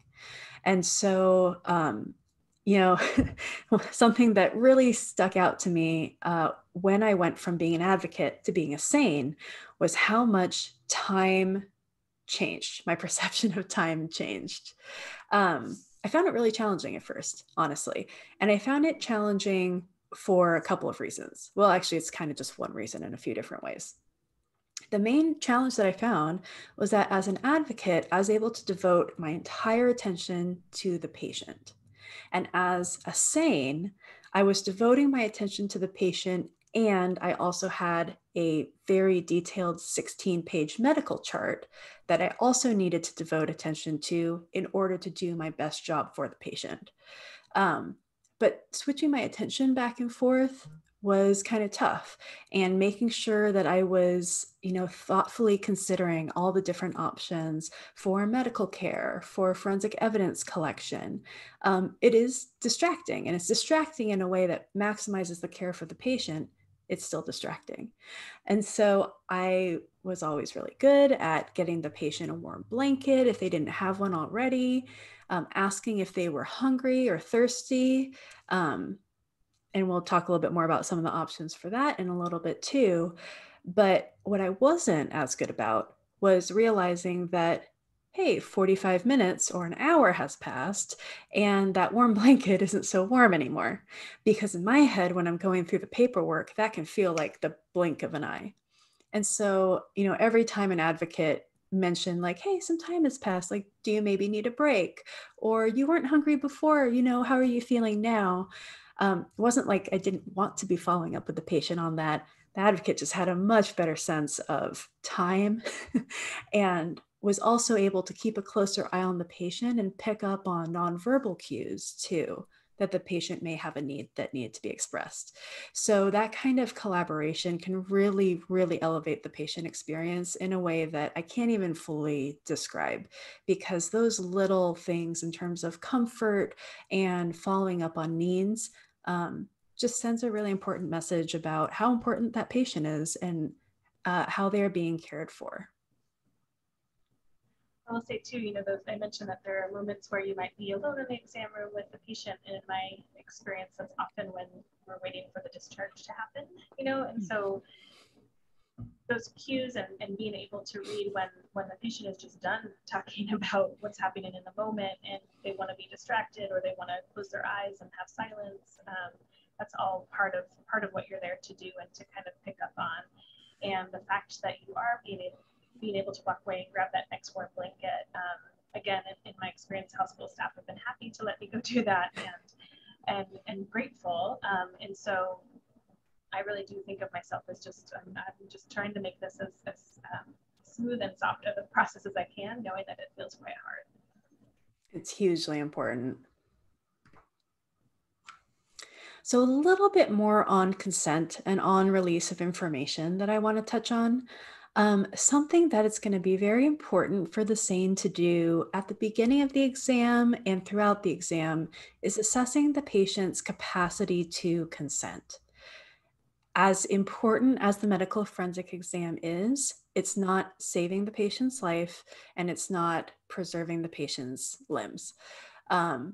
Which means that it's really important that we are checking in and only doing what the patient wants us to do and checking where that limit is and not stepping over that, because that can be incredibly re-traumatizing for the patient, or just straight up traumatizing. Where that can get complicated is if the patient has experienced a drug-facilitated sexual assault, they may be still under the influence of alcohol or drugs. And so that is a fine line for the SANE to walk in terms of determining whether or not the patient is sober enough to consent. Typically, what that process will look like is the SANE will explain what the exam entails, kind of some basic risks versus benefits, and then see if the patient understands that and can express those things back to them.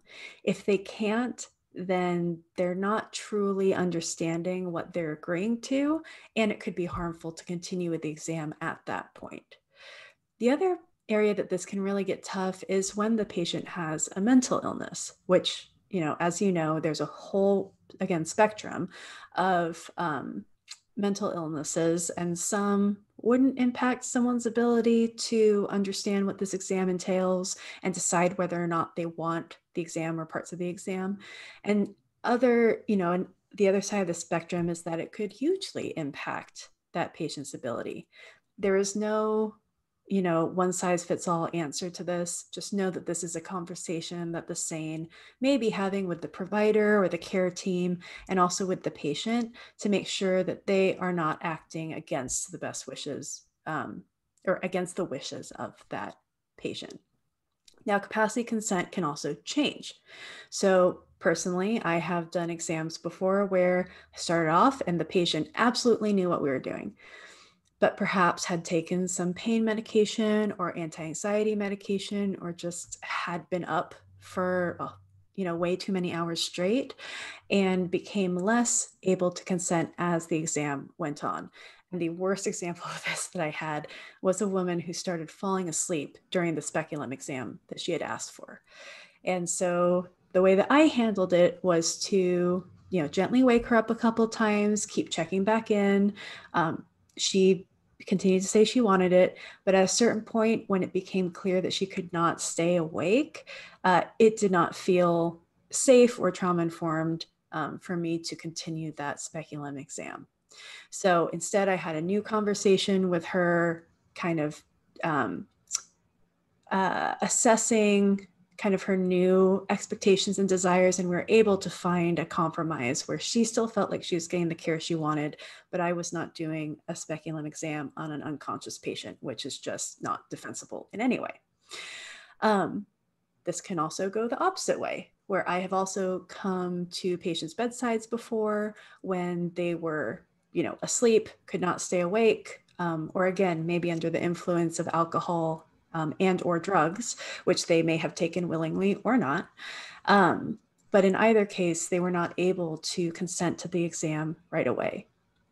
That should never mean that they lose their ability to get the exam at all. But what it might mean is that I, as the SANE, may have to talk with them about, hey, I need to wait to to have this conversation with you and do this exam until you're a little bit more awake. And then I'll tell, their care team as well at the hospital, hey, please call me back, in a couple of hours when the patient is awake if they still want this. It's an important line between following the patient's wishes and not overstepping them as well. So we call that informed consent. It's the patient consenting to the exam with full information about what that means, what the risks are, and what the benefits are. There's another term that you might hear in the hospital that I just want you to have a passing awareness of, which is implied consent. What implied consent refers to is emergency medical care, like care that may change whether the patient survives or not, or whether their organs continue to function and they maintain the use of their limbs. When a patient comes in unconscious to the ER, but there's something life-threatening or incredibly serious like that, it is implied that they are giving consent to have the care that will save their life, even though they can't open their eyes and say, yes, please, I'm bleeding out, please give me some blood right now. So that's a term that's used in the emergency department. And I highlight it here not because you need to know the real nuts and bolts of that, but just because sometimes I've seen confusion between whether implied consent applies to sexual assault medical forensic exams or not. And like I said before, the exam can be incredibly important for the patient, but it is not saving their life in that moment or preventing organ damage or limb damage. So implied consent does not apply here. It has to be informed consent, where the patient is truly making the choice to have this exam. So having said that, I want to just give you a look at what a written consent may look like and what a medical release of information may look like. You probably have similar paperwork in your agencies, and I think it can be helpful to just see what other disciplines use. So this is one example of a consent for a medical forensic exam. This isn't what everyone will look like, but this is kind of the template that we have for the state. That's kind of a good baseline. And what this consent is highlighting is who is providing the exam, and then what that exam is actually entailing.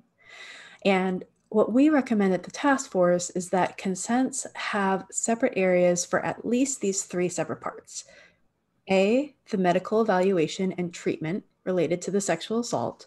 So the head to toe exam, talking about medications, anything like that that doesn't include evidence collection would fall under this category. 2, a separate line of consent for evidence collection specifically, just to really highlight, that a patient can choose to have one without the other and that they're not obligated to get evidence collected just because they're seeking medical help or vice versa. And 3, that there's a separate line for photography, forensic photography, which SANEs in many facilities can take in order to preserve a photographic record of wounds or other things that may be on the patient's body. Again, I just want to highlight, the patient initialing that they give consent for medical evaluation and treatment doesn't mean that they automatically have to accept every part of medical evaluation and treatment, but it's just a nice way to check in on what at a basic level the patient wants to have done, and also for the patient to get a chance to record that clearly. Then the patient will sign, the medical provider will sign, date, and that would then be a valid consent. Then the medical release of information, this is in order to release documentation and evidence to law enforcement. Now, Rebecca mentioned the option for anonymous evidence collection here in Oregon, and we'll go over that in a little bit more depth too towards the end of this presentation. But you can see at the top here that it makes a distinction about whether this evidence is being released to law enforcement for investigation because the patient is reporting to law enforcement, or for storage, where it's not going to be released with any identifying information on behalf of the patient. It's being released to law enforcement anonymously for them to store until such time as the patient comes forward to make a report, if they ever wish to. A really important thing about the release of information is it needs to specify who is releasing the information and to whom it's being released. Release of information should not be so vague that hospitals can give out this to anyone. It needs to really specify. And then the other important thing is that it's release of information needs to be time limited in some way. Typically, it's like 180 days, like 6 months is kind of the maximum time period, or the patient can specify a different date, often shorter. But if the release of information is past its expiration date, then a new release of information will have to be sought by the patient. And so again, this is just to make sure that this isn't used too broadly for what the patient intended, but is really leaving the power and control over this release of information in the hands of the patient themselves. And again, patient signs, medical provider signs, and then date.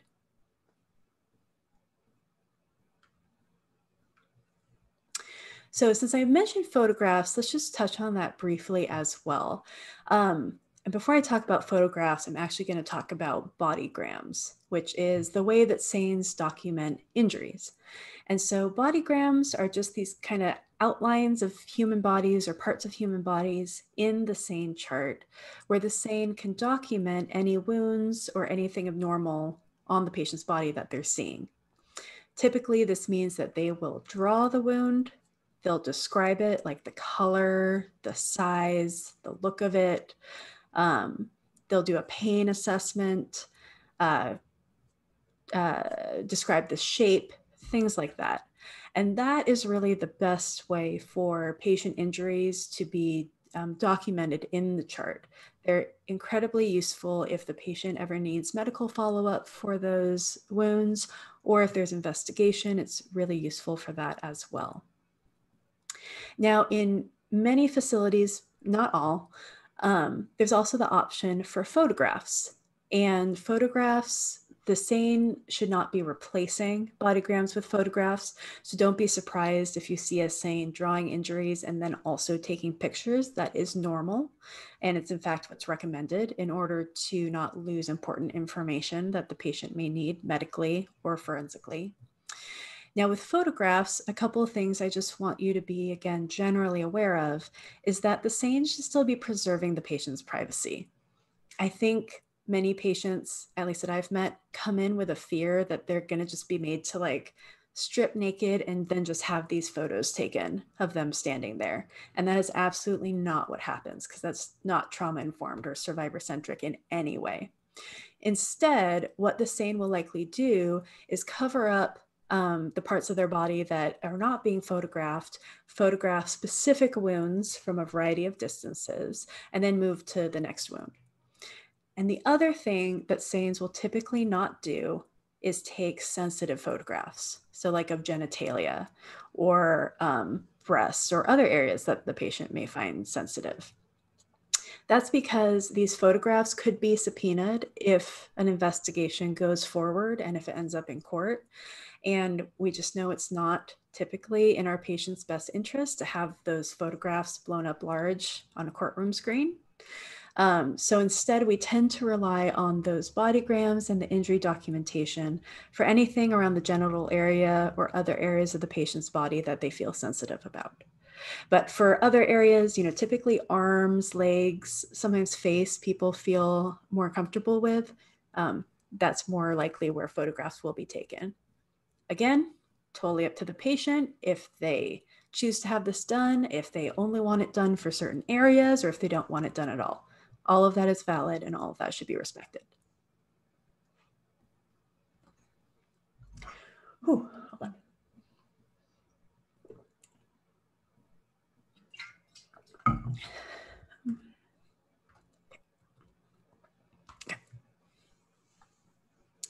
So another area that the patient has lots of different options is in having evidence collected. And so we're going to talk a little bit about what that looks like. First of all, physical evidence can come in many different forms. Typically, physical evidence that a SANE might be interested in collecting would be anything where the assailant's DNA might be found. So that might be on the patient's clothing. It could be on their body, and so on or in their body, in which case swabs could be taken. One thing I want to mention there is that it's also sometimes an option for patients to collect their own swabs if they don't feel comfortable with the SANE collecting it.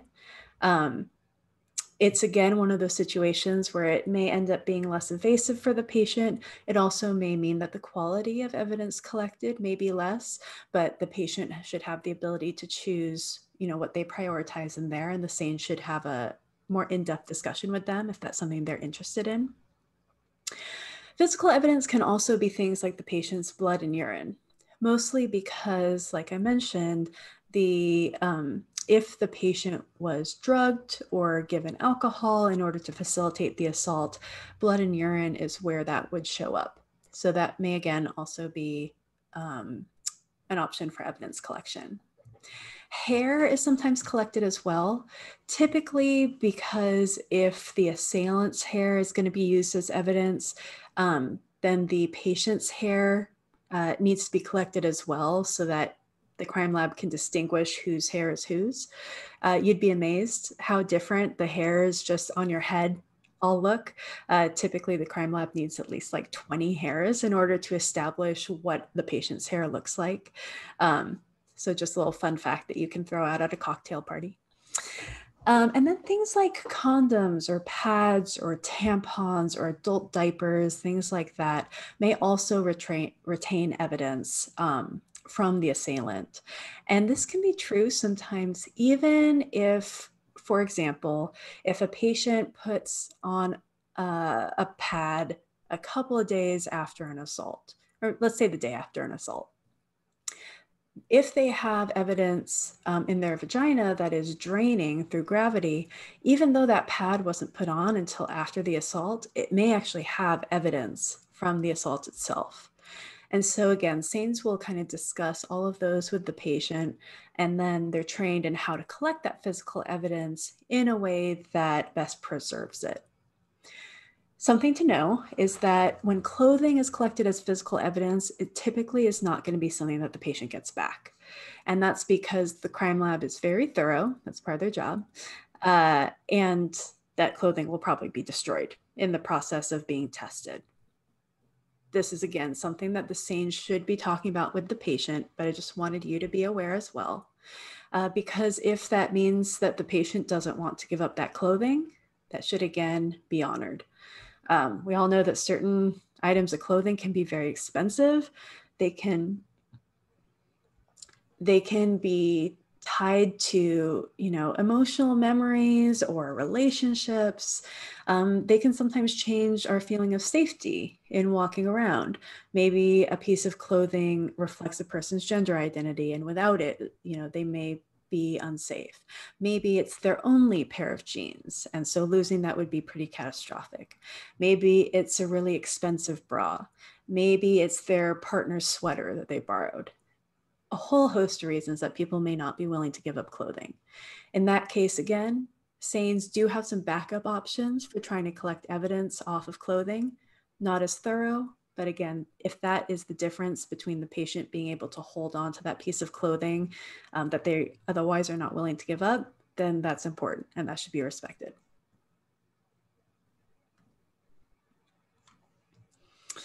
Oftentimes, patients want to know how to best preserve any physical evidence that might be on their body. And this may be something that you get asked about if a patient is reaching out to you before they come into a healthcare environment, or if you're meeting them in a healthcare context, but the SANE hasn't arrived yet. And so I just want to touch on a few different aspects here. First of all, like I touched on earlier, time frame is important. Typically, after 5 days, physical evidence isn't left on the patient's body. It may be left on clothing from the time of the assault, or if they happen to hang on to a condom or a pad or something. But typically, it's not useful to collect physical evidence after more than 5 days after an assault. But up to the discretion of the SANE, they can talk about that with the patient. Eating and drinking may remove physical evidence that's available in the mouth. Changing clothes may remove physical evidence that's on the body because it may fall off or be rubbed off in the process of changing clothes. Voiding, so peeing or defecating, pooping, can also remove evidence from the genital area. And voiding could also remove evidence that might be in the urine. And then bathing or douching can again also remove evidence that's on or inside the body. Now, all that said, the patient should never be made to feel like they can't do any of these things if they really need to do it. Again, I think that trauma-informed care is for the patient to be informed about what their choices will mean for them, but it should also be supporting their choices when they make them. So if they like absolutely need to bathe because they just feel awful after the assault, I would hate for anyone to make that patient feel like, well, you ruined your chance at evidence. Because the other point I want to make is that none of these things it's not a one size fits all situation again. None of these things is going to take a perfect evidence situation and then make it impossible. It's more like all of these things erode at the chance of getting physical evidence, but also all of these things kind of take place on a spectrum. You know, some people drink like a tiny sip that goes straight down. Some people like really just swish things around their mouth. That's going to be different in how that affects evidence in the mouth. Some people bathe really thoroughly, every nook and cranny, scrubbing hard. Some people just kind of like rub a washcloth a few places. And again, that's going to look different in how that affects any possible evidence on the body. And so even if the patient has done one or two or all of these activities, having evidence collected within the time frame should still be open to them, because there's always the chance that something stuck around. I remember hearing from a colleague once that they saw a patient who had been sexually assaulted, and the assailant actually made her shower afterwards because he wanted his DNA off of her body. And so she showered, he like made her shower pretty thoroughly. And then it turned out that she actually had some of his DNA present around her ankles because the water had washed it down, but she had managed to avoid kind of washing that area. So again, the SANE should have ideas on like how to maximize any evidence that may still remain. And so again, that's something that the SANE can talk about with the patient. The last thing I want to mention in regards to this also is that typically there are ways to like mitigate the effects of any of these also. So if the patient is in the hospital and the SANE just arrived and they're so hungry and thirsty, but they also know that they might have physical evidence inside their mouth, encourage the patient to talk with the SANE about that. Because what I would do as the SANE in that situation, and what most SANEs I know would do, is we would talk with the patient and go, hey, do you want me to collect some swabs from your mouth first? And then you can eat or drink. You don't have to worry about that affecting evidence collection. And then we can go back through the rest of this process. And many patients will say yes to that. If they need to pee before the patient arrives, maybe that can be collected in a specimen cup and then left at the bedside. Again, you don't need to memorize each of those workarounds. Just be aware that they exist. And again, if you get a chance to support the patient in speaking up for their needs, know that there are ways that we can work with them so that their needs are met. And if that means that they have a need to do something that may contaminate physical evidence or destroy it, but they also have the need to collect physical evidence, we may find ways to balance both of those needs.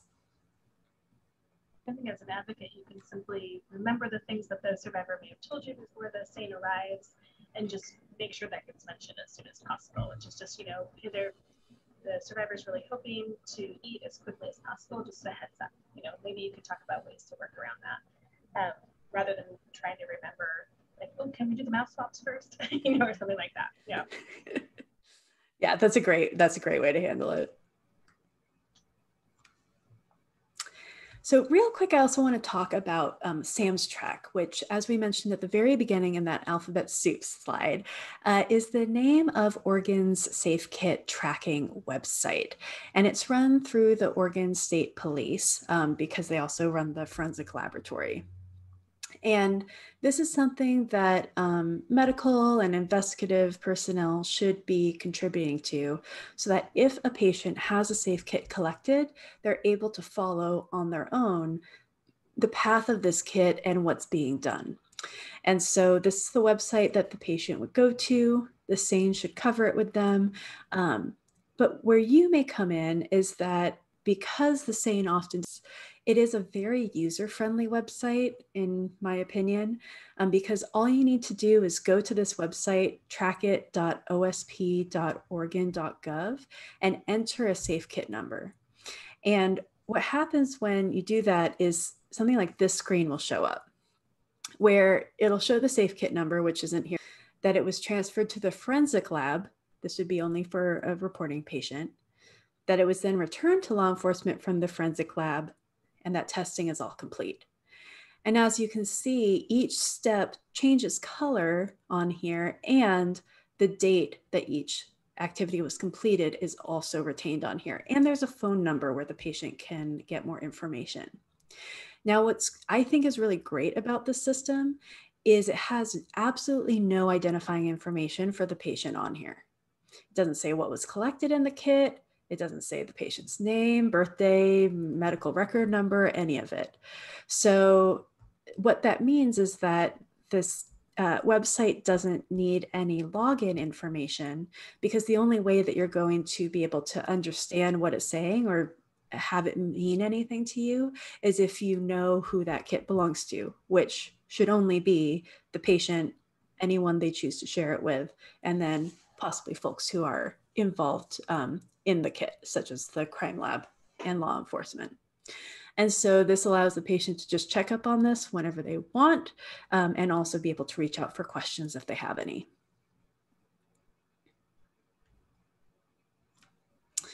So I also want to touch on financial resources here that may be available to patients. First of which is the Sexual Assault Victims Emergency Medical Response Fund, or the SAVE Fund. So this is managed by Oregon Department of Justice through their Crime Victims and Survivors Services Division. Try to say that 5 times fast. And it is available to anyone who was sexually in the past week. It doesn't matter where they're originally from, if they're visiting from out of state or if they live here. It doesn't matter if they have insurance or not. It doesn't matter if they're reporting to police or not. As long as they were sexually assaulted within the borders of Oregon and it was within the past 7 days, this fund is available to them. Now, if they were assaulted in a different state, they would need to access the equivalent or similar fund in that state. And every state should have one. I believe it was a VAWA requirement, but we'll connect the patient with the SAVE Fund. It's accessed by just filling out it's like a quick 2-page application that the SANE will typically do with the patient. And I'll tell you what happens to that in a little bit. But what it covers is any sexual assault related care at the patient's healthcare visit. I'm going to say that again. That was a mess.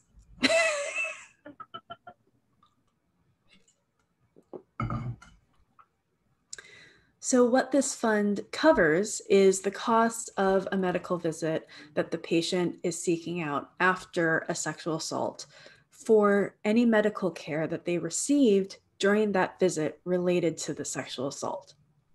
Now, there are a few different parts in there. If the patient is seeking out any services that aren't related to the sexual assault, for example, if they were waiting in the ER waiting room for a while and now they need a dose of their blood pressure medication and they didn't bring it with them, that dose of the blood pressure medication is not going to be covered by the SAVE Fund. But it is going to cover the cost of the SANE's exam, those one-time preventative medications that we talked about, including the emergency contraception.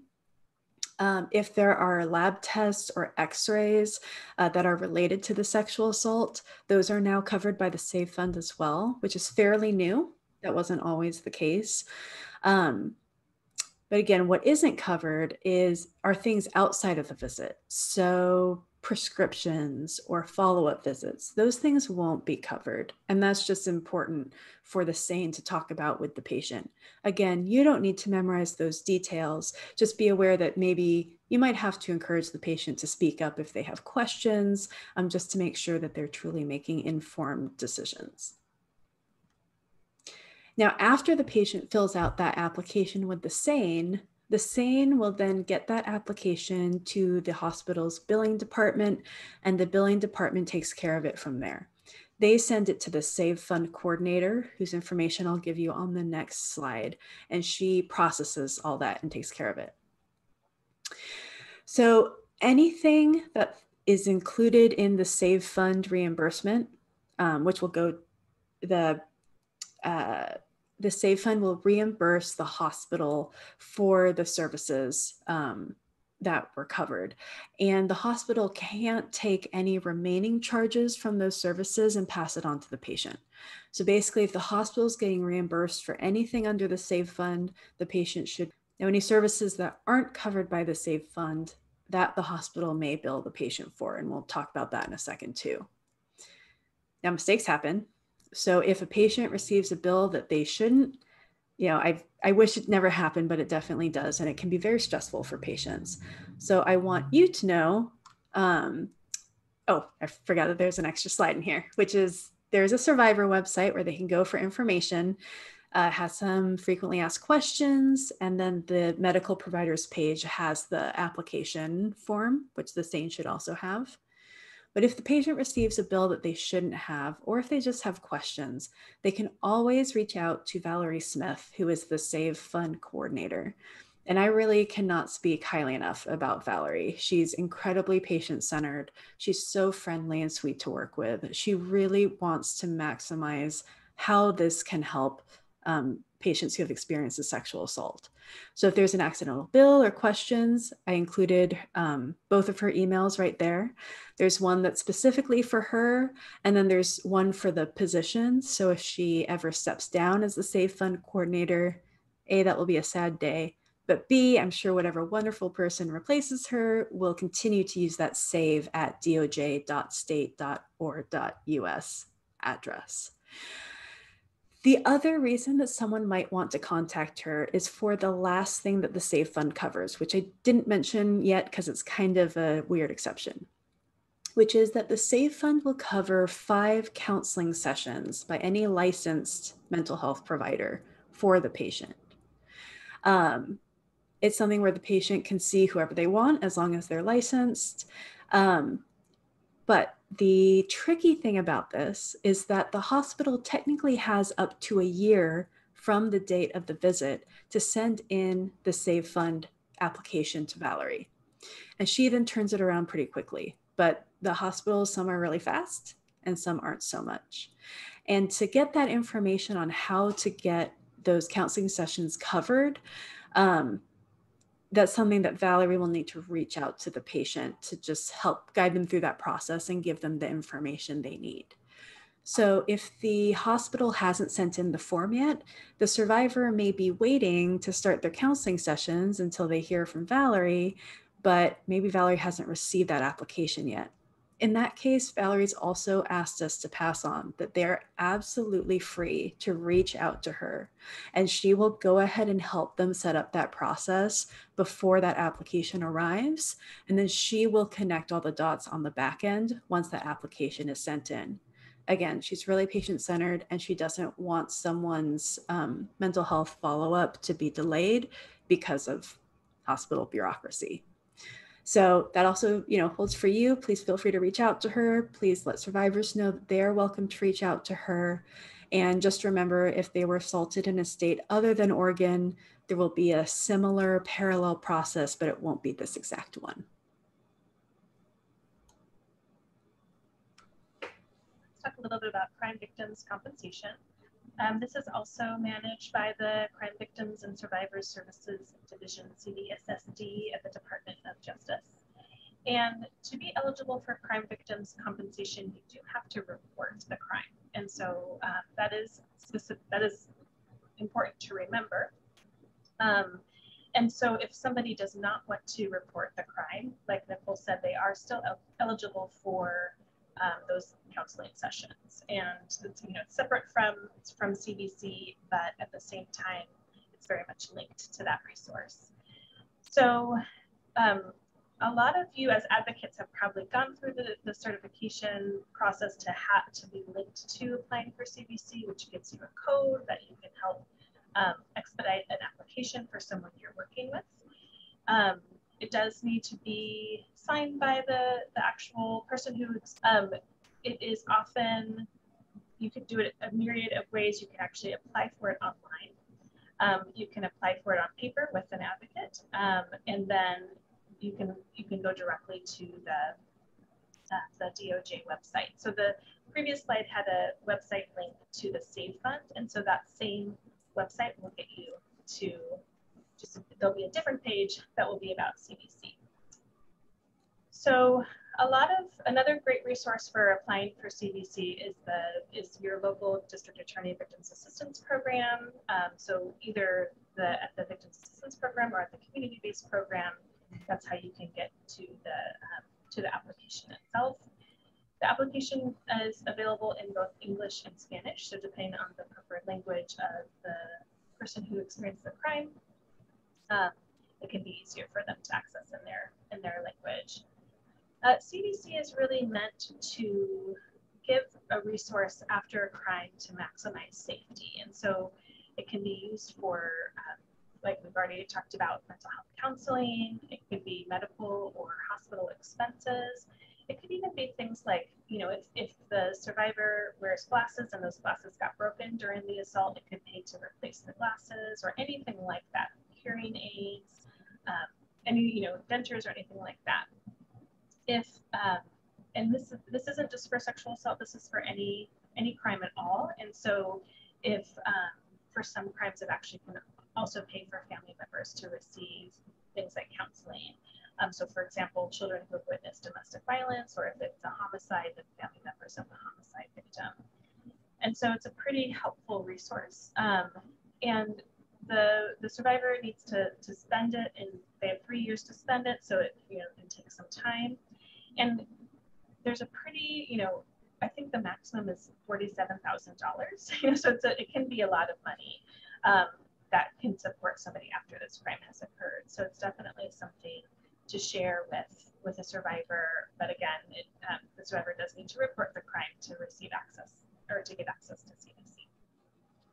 And there is one exception for the requirement to report to law enforcement that I do want to mention real quick, which is that the requirement to report to law enforcement to access CBC may be waived for good cause. And one of the options for satisfying, for lack of a better word, good cause is to get a sexual assault medical forensic exam.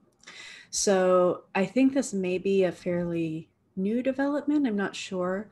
But if a sexual assault patient does go through the sexual assault medical forensic exam and does not want to report to law enforcement, they will still have options to connect with crime victims compensation as well.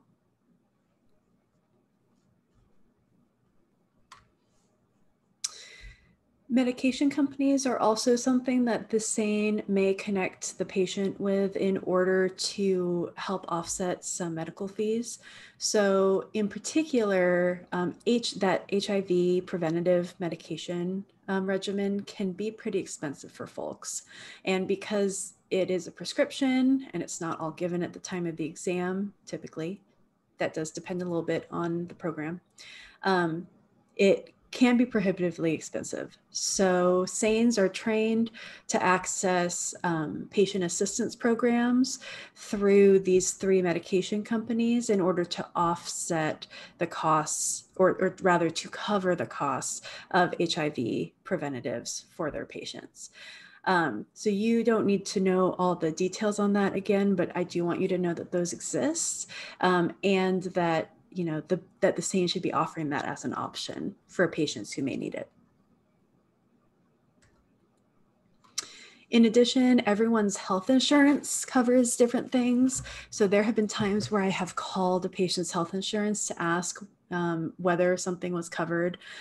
Sometimes private insurance in particular may cover things like the HIV medication, or if there are any other outstanding costs from the exam. Oregon Health Plan also, again, there's some different tiers there. But just know that if the patient is, no, let me rephrase that.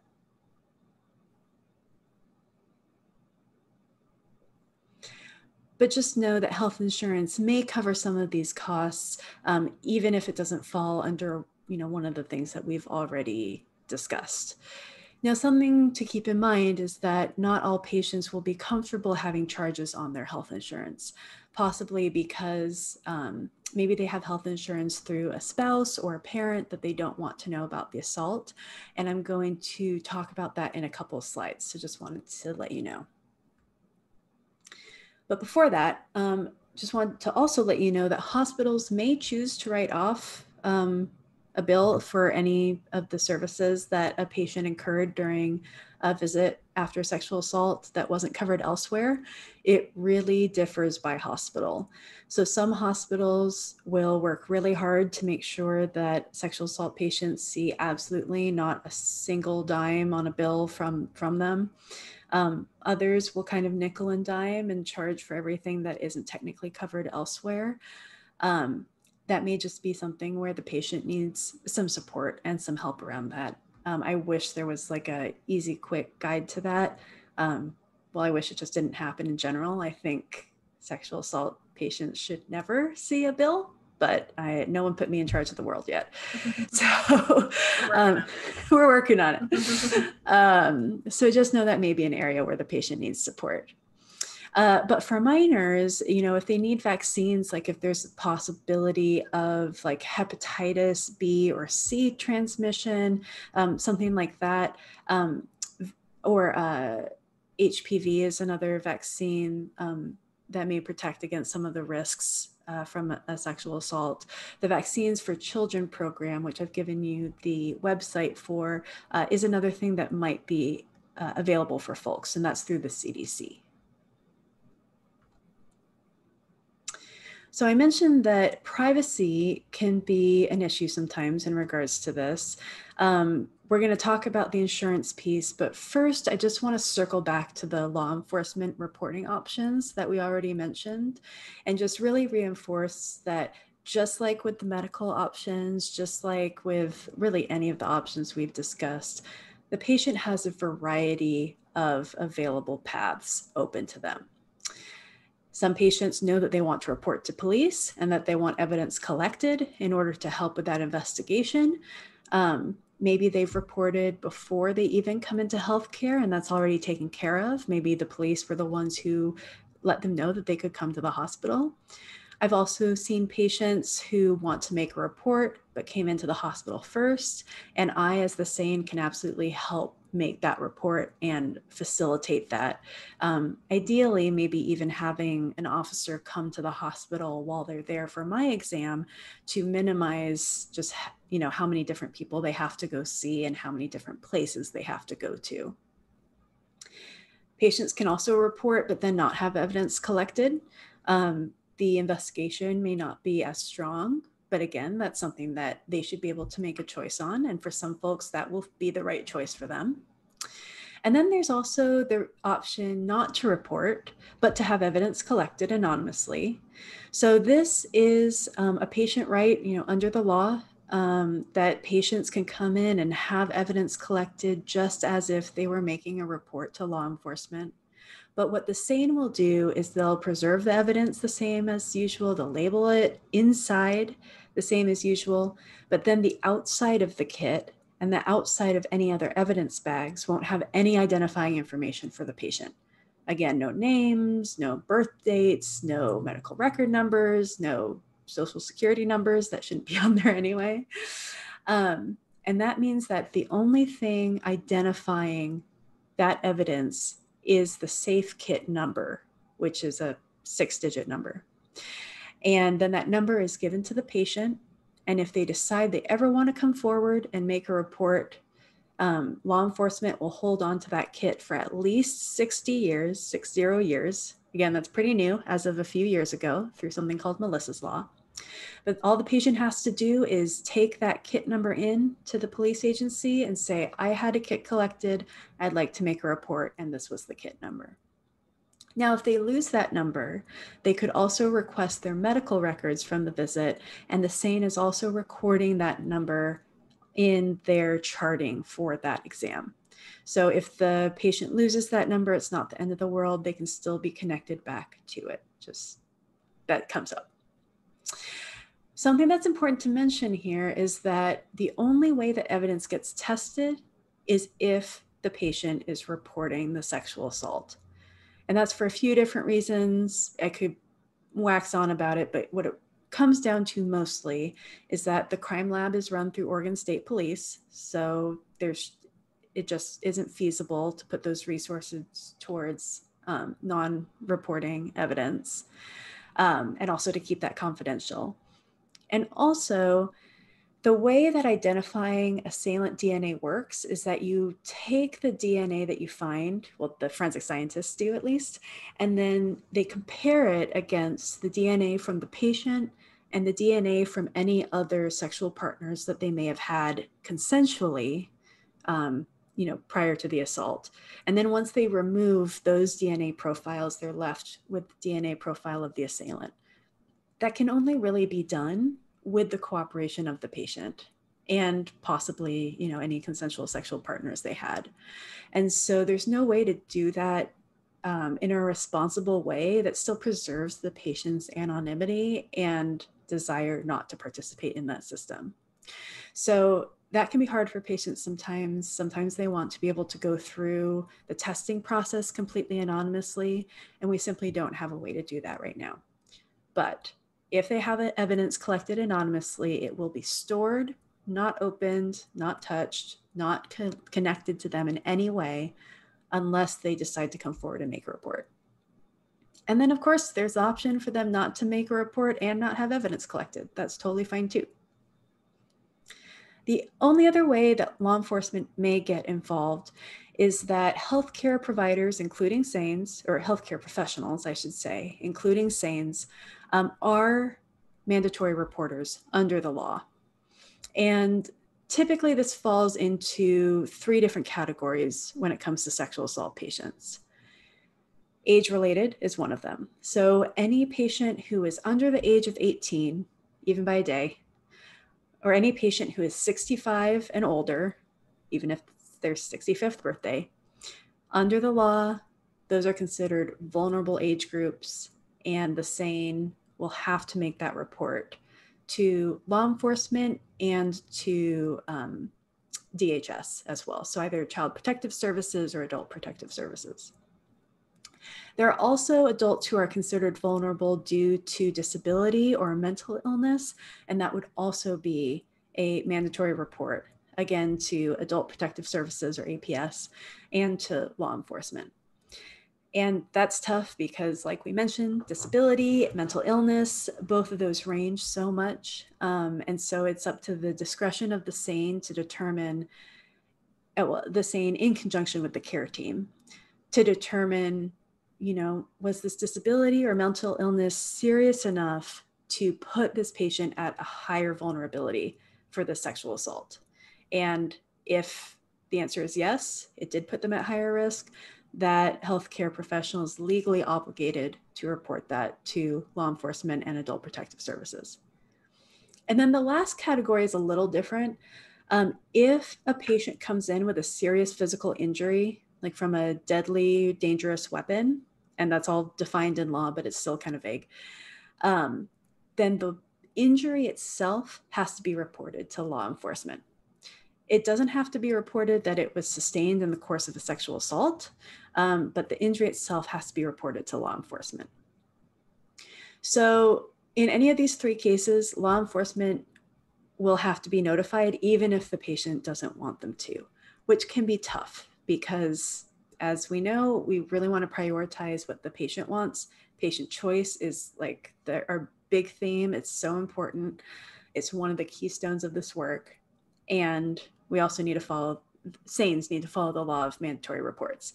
And I will also say that going from a confidential advocate to a SANE, I said that the hardest thing for me was having the distraction of the charting.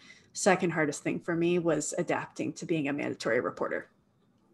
But SANEs should also be trained in how to continue to maximize the patient's agency. Because even though, and I've had this before, I had a 17 had to let them know that she had come in for a sexual assault. But I also let her know that that did not mean that she had to talk to them, that I was not going to pressure her to talk with them, that we did not have to do any parts of the exam that she didn't want to do because they would have access to my charting now that they were called, and just let her know this is where you still have the choice here. You can still choose to engage with them as much or as little as possible. And you can also choose to engage with me as much or as little as possible so that I don't end up making information available to them that you don't want to have available. And it was kind of a scary conversation to have, honestly, because I just really hated the fact that I was having to make this report that she didn't want me to make. But having that really open, frank conversation with her, she understood. We were able to continue our rapport, and she actually decided to continue with the exam with me, even knowing that law enforcement would be able to then put in a court order for my chart. And so that's really what I always stress to SANEs is just because you, the SANE, are obligated to make the mandatory report doesn't mean that the patient is obligated to cooperate.